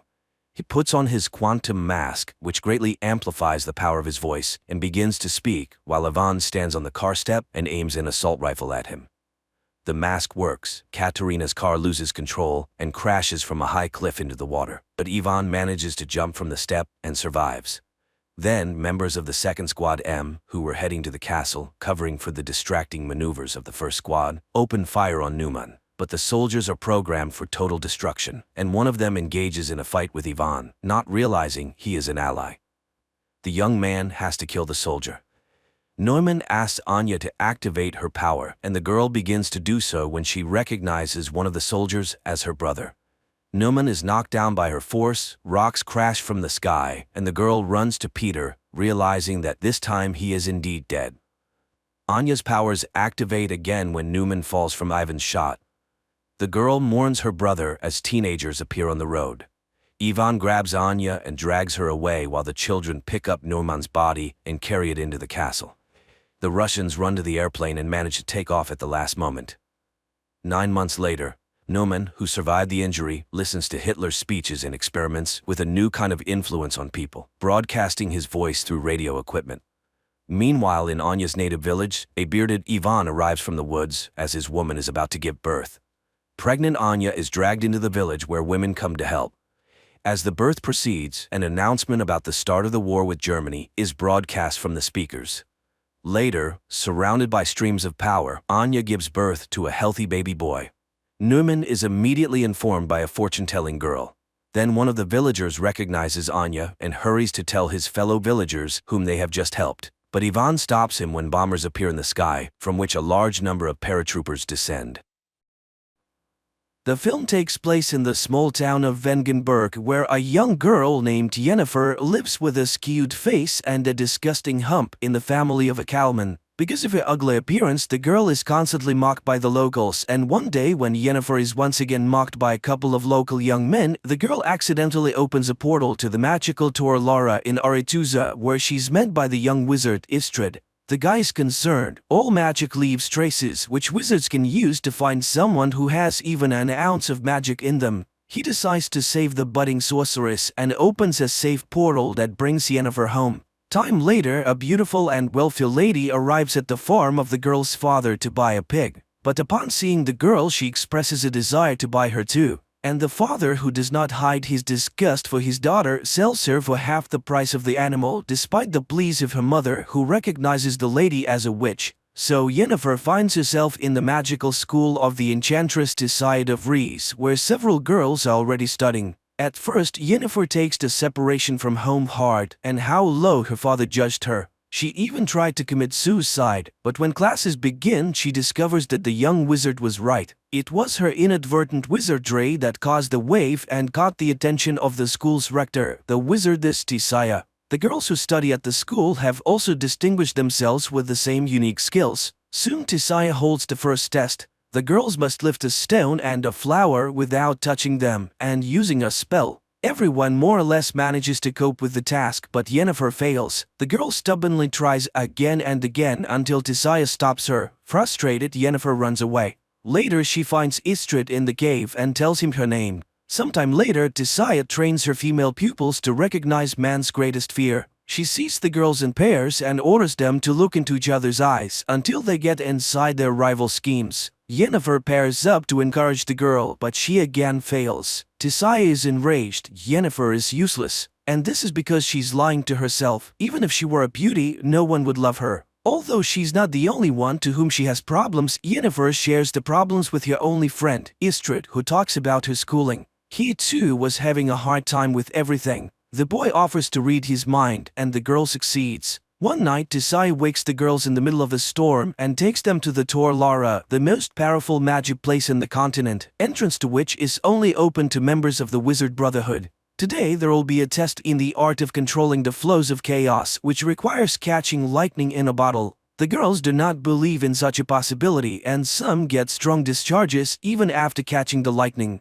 Yennefer's turn comes, and she reaches up with the bottle, but it is thrown back against the wall. Enraged, she directs her power at her more fortunate opponent, Tisaya, blocking her mental blow. Later, she reprimands her apprentice she almost killed today, which means that her emotions can ruin her own. Tisaya cannot be sure that Yennefer will not go along with her feelings and harm his school, for she's to become a court sorceress, and the weak have no place near a ruler. The enchantress already doubts that there's anything in her that the wizarding chapter needs. Frustrated, Yennefer tells Istrid everything. But most importantly, the enchantress knows all about them and they won't be able to see each other again. The guy is willing to show her other, more ancient and powerful magic, but it is very dangerous. He shows her the skulls of the dead elves who built Aretuza. They were the first wizards of the continent, and they were the ones who built all the magical places. But humans came to the continent and slaughtered them. Istrid gives her a flower that can only grow where the elder blood rests and reads a spell, which by repeating it the girl opens a portal.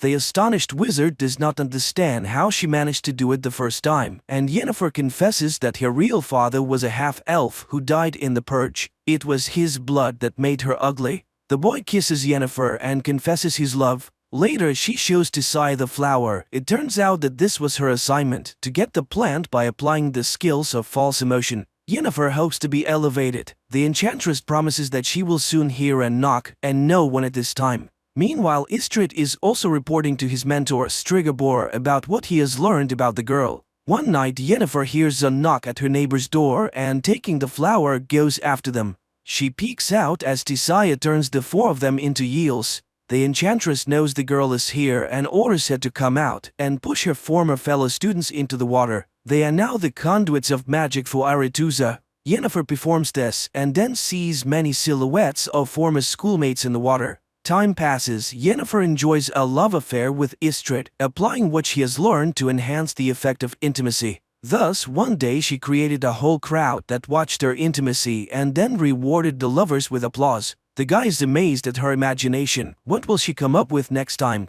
So the day of the final rite is approaching, after which they will be masters of their own destiny. Yennefer dreams of graduating from Aretuza and returning to her native Aedirn as a powerful sorceress to show her longtime abusers and her father what she's been able to achieve. In addition, all Aretuza graduates are perfected before being sent to the different kingdoms. All physical defects are removed, which awaits Yennefer as well. The wizard in charge shows her his work, the flawless beauty of the graduates, and promises her an equally wonderful result. He suggests making her color a noble but strong gray. Tisaya, on the other hand, teaches her to look in the mirror and see what Yennefer herself wants. She orders the girl to close her eyes and imagine the most powerful woman in the world. Yennefer complies with the order but does not yet see the promised beauty. Meanwhile, the chapter of wizards gathers in Aretuza to decide where their graduates should go, for all kings need court wizards. Then it transpires that one of the leaders of the council, the wizard Stregobor, knows that Yennefer is a quarter elf, which means that she will not be accepted at Aretuza, where there is a prejudice against elves. The chapter vows to send Yennefer to Nilfgaard, which the aspiring enchanter does not like. She demands an audience with the chapter, but Tissaia declares herself in charge of the distribution.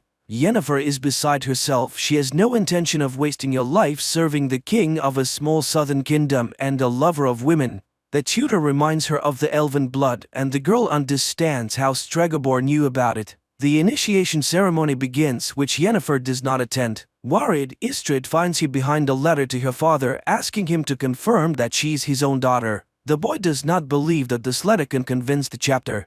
But the girl simply does not know what to do, for even if Istrid disproves his words about her origins, no one will believe him anymore. The enchanter is frustrated. He didn't know why Stregobor needed this information, and she has already missed all the initiation spells. Istrid suggests that she should go with him, for he has been offered to become an explorer. They can travel the continent and discover the unknowable. But unexpectedly, the girl cruelly ridicules his plan. She's not going to dig through the dust of the ages at all, and these are his dreams and intentions, and her opinion, as always, he does not even ask. Istrid is shocked. Yennefer is not at all what he thought she was, and he expresses his opinion that she's angry because she missed her chance to find beauty. But a girl needs power, and she didn't experience so much hardship studying at the magic school for nothing. Yennefer runs to the enchanter, who is in charge of perfection, and demands to show her art. Not even the lack of a potion to dull the terrible pain that accompanies the transformation process stops her.